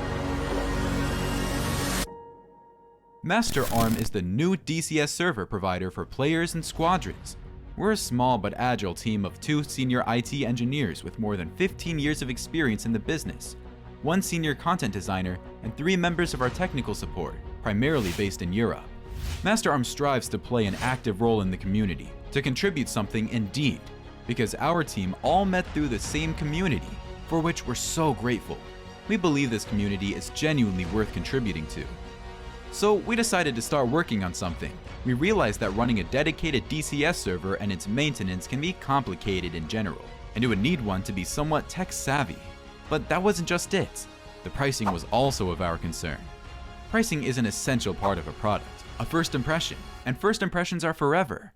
Master Arm's here to offer a service that firstly our customer benefits from, and an overpriced product, as some of you might find on the market, is totally the opposite. Master Arm is coming up with fair and reasonable pricing that indicates the actual value of the service and doesn't spoil either party. It's the same price Master Arm would have paid for a DCS server if they were customers rather than providers. Some might think it's cheaper for a reason, but that's not the case. Master Arm provides dedicated DCS servers with cutting-edge hardware and internet performance. For example, the servers we provide for the ongoing ACES 23-1 tournament hosted by Phoenix Task Force run on 64 gigabytes of RAM and are powered by powerful AMD and Intel CPUs with a minimum bandwidth of around 1 gigabit per second.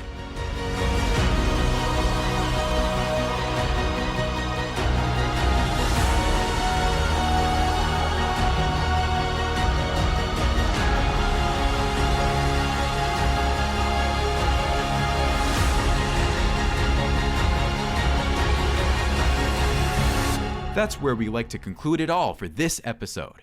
Master Arm's here, and we're just getting started. In the following video, we will talk about our plans, features, and packages. So stay tuned and see you next time.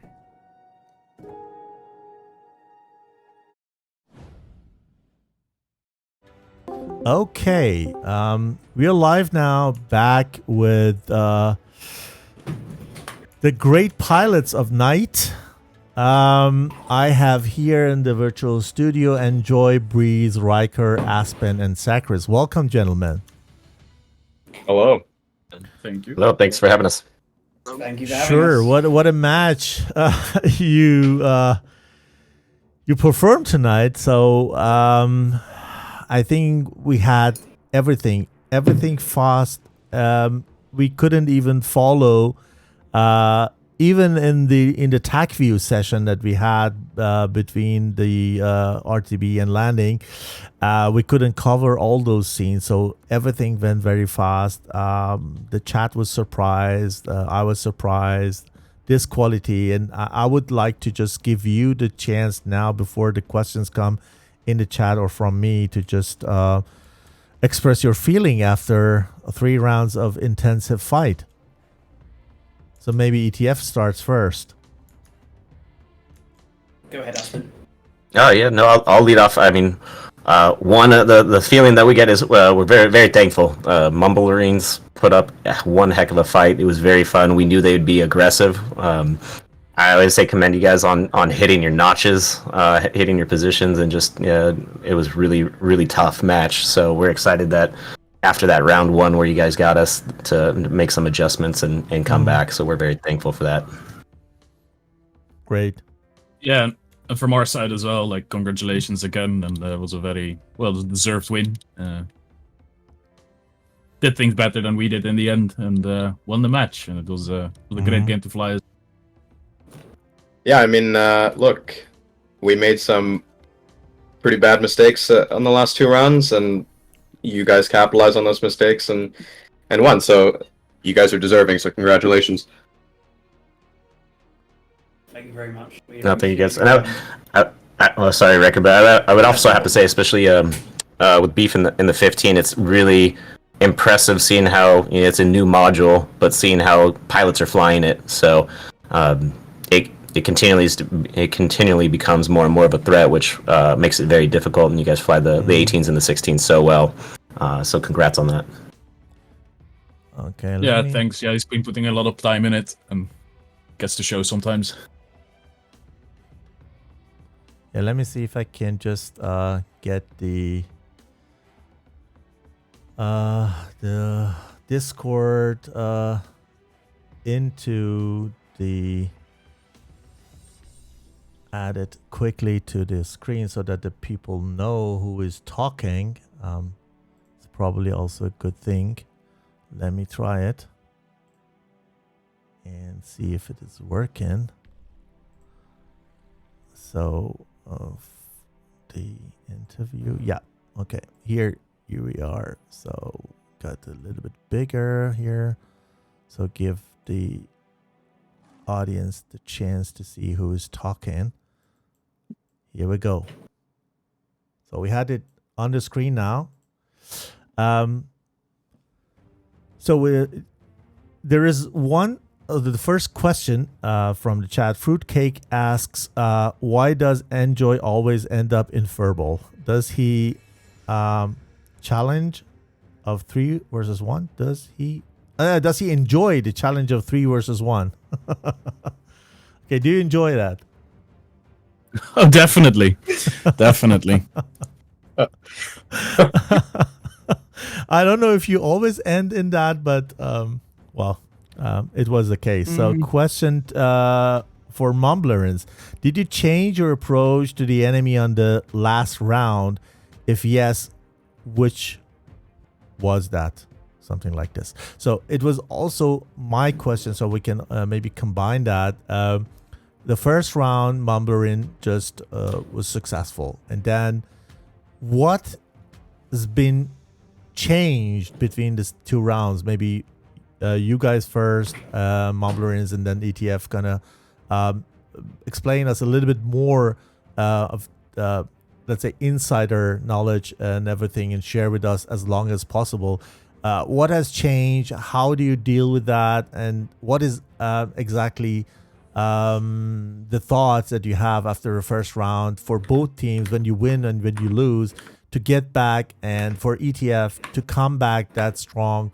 Or what was not working for Mumblerines in the second or the third round as it did in the first one? So too many questions in one combined. So Do you want to go into it? Yeah. There's a lot of questions, but to answer the first question of did we change anything? Actually, not really, because if you see how we died, we just made some bad decisions in going cold where we shouldn't have, or being a little bit out of position, and guy getting caught, and here and there some filled notches. So the plan was still the same, but the execution was just, didn't go as planned. But the plan was still solid, just the execution was different, so we just did it again.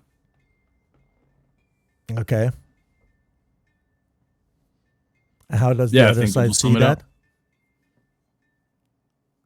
Yeah, their 6-ship, 7-ship wall is pretty intimidating in the beginning. So we definitely had to worry about that a lot. You have to kind of sort a few of them at once, but knowing they're all practically next to each other in a line, we were like, if we can shoot a few of them in the beginning, we can force them cold and to nobody behind them, and try like causing chaos in their formation.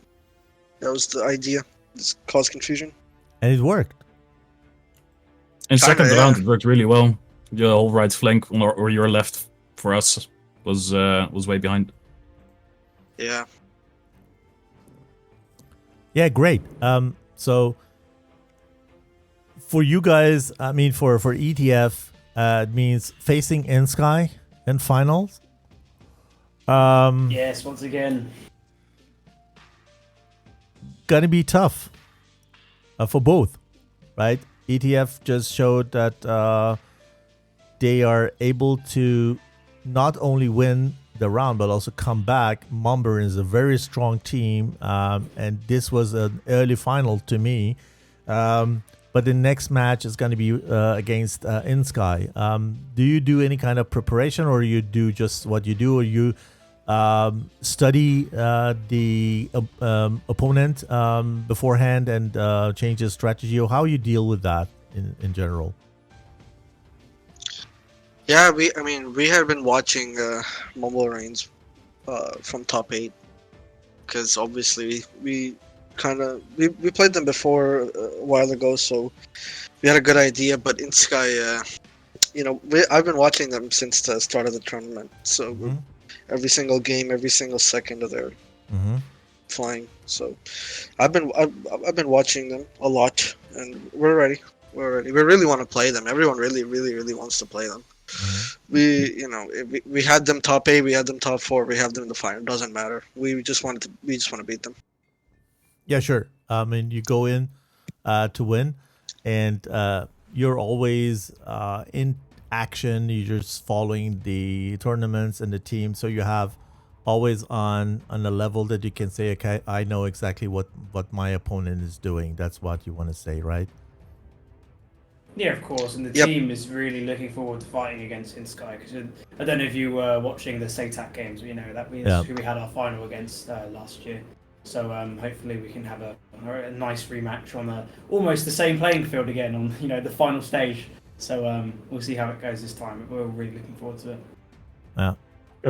That's probably what a lot of these teams in these tournaments look forward to, right? Is being in these later round knockouts. So you're flying against really battle-hardened squads, and that's what we look forward to and enjoy. Yeah, absolutely. So it's getting interesting once you're in the elimination round, right? Yeah. So how does it look like for Mumblerines now? You're in TACT also, right? Yep. Yeah, we are intact. Yeah. You're intact still. Yeah, we are very much intact. We are pretty much intact. Yes. Okay, after the match tonight, I would doubt it, but if you're still intact, it's good. So for you, needs just you're probably in the middle of the tournament now. It's started 2 weeks ago, right? Yes. Yeah. Have been they were now in the flying group any stages. matches, or still waiting for first one? We've flown one. We won that one, and we're gonna fly the next one at the end of this month. Great. I was so focused on ACES with all streams and everything and the coordination and so on that I didn't really follow up, and I didn't have time to just see those matches. I think I watched one replay last night from No Wheels. Good stuff. So I'm looking forward, and I see no other questions coming from the chat. Probably people are just now falling asleep. There is one more question. Say, was bad communication on third round for Mumblerines, or how did you see the communication between you? We didn't have bad communication. I think on large, on like a overview level, from the perspective of the team and our strategy, everything was sound. The issue was that we made individual mistakes that then stacked up on each other and allowed us to kind of just get rolled. We had way too many early losses, me included, that made it so we had a number difference of 3 or 4 planes, and the amount of missiles you're taking away, the amount of SA you're taking away when, even one person dies, it's insurmountable. So, yeah, then we made individual mistakes, and those individual mistakes stacked, and that was the outcome we deserved with the mistakes we made. And that was Sacrex saying that, because people say only the logos, not the names over that. So we have one more question here from Dorma saying or asking a question: the Tomcat, best plane or the greatest plane? Who's Dormouse? Mumblerines answer that. I've said this before. Dormouse? Yeah, exactly. That plane runs out of hopes and dreams. So Almost forgot about that Actually- module. Yeah, and congratulations from Fruitcake again to ETF, and good luck versus InSky. So with that, we have, I know it is very late. I know that you guys deserve a sleep. This was very, very intensive 3 rounds. Thank you for giving us that, and we all loved it, enjoyed it, and just cried. I have one question. Yeah, sure. I have one question for Mumblerines. What does the name mean, and where does the donkey come from? Well, it's a mule for starters. Yes, I was a mule. It's a bit. I guess it kind of. No, is. I mean, the face is short. Yeah, no, Mumblerines originates from Squad. It's formed in 2016. We played that game competitively, and we started to die out a bit there, and we shifted to DCS, and we kept the name. So it was, and the name originally was just some guys making some random logos, and we were using Mumble back then, so. every time we play a match, when we finish a match, we play squad afterwards. All of us, me, Riker, Aspen. Yeah, we don't play it anymore. Hop in some squad. Come on, I'm assuming I love the Beef vehicles. shared with you. I'm assuming Beef shared with you the picture he made with my donkey with Did your he? logo or not? No, Yeah, he yeah, didn't. because I own 2 donkeys. I will send it in the ACES channel. He took a picture of my really? donkey and superimposed it over your logo. So. Oh my god! Okay, I love donkeys. I see the mule is coming a long way. It'll reach Yes, DCS. you guys are always a really good team. We've always been looking forward to playing you. Because I don't think have we played you in an official match in the last 2 years? I think we've played each other in tagged, although I could be mistaken. It's I probably don't been a know. hot We second. scrimmed. We did Did a we do in scrim. Satal? No, Oh, we we didn't. might have done a scrim, Tagged correct? scrim. Yeah. Yeah. Yeah. Are you guys We scrimmed. international squad? Yeah, very much so. European, all over Europe and Turkey, and 2 from the States, Archer and Grasshopper, Turkey. Right? Yeah. Yep. and Jack. Ah, No, yeah. I sent it in Aussie. the ACES chat. Yeah, you guys are a very disciplined squad, and it's always a pleasure fighting you guys. It's great. Yeah, fight. Yeah, I mean, It's if it gets to it, we might fight intact. So Yeah. watch out Looking for that. forward to it. That's hope. So we can stop Yeah. watching you guys, and I'm really looking forward to seeing more matches like that, no matter in what tournament. Thanks for being here, and all the best for ETF. probably next week Saturday, even on my channel or on Plasma's channel. We need to see who is going to do that. We're gonna see the match, so just dial in and watch ETF versus InSky. Everyone in the chat, the viewer, thanks for your support, and have a good rest, guys. You deserve it. See you soon, and stay safe in the high sky. Bye bye. Yeah, good luck, ETF. See you. Yeah, Take care, good luck in the guys. finals. Appreciate it. Thank you.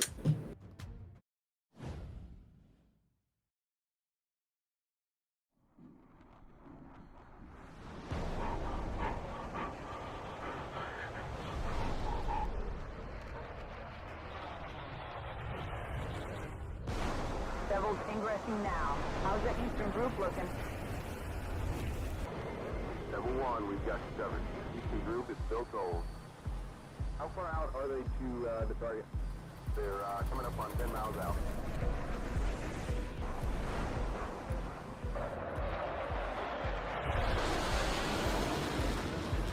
All flights, pop-up group, low, 2-ship Fulcrum, tracking northeast. Level 1, Gypsy 1, be advised. Gypsy, stay in, stay in. I don't think they're hearing us, man. They're still pushing in. Alright, keep trying them. Let's join the party.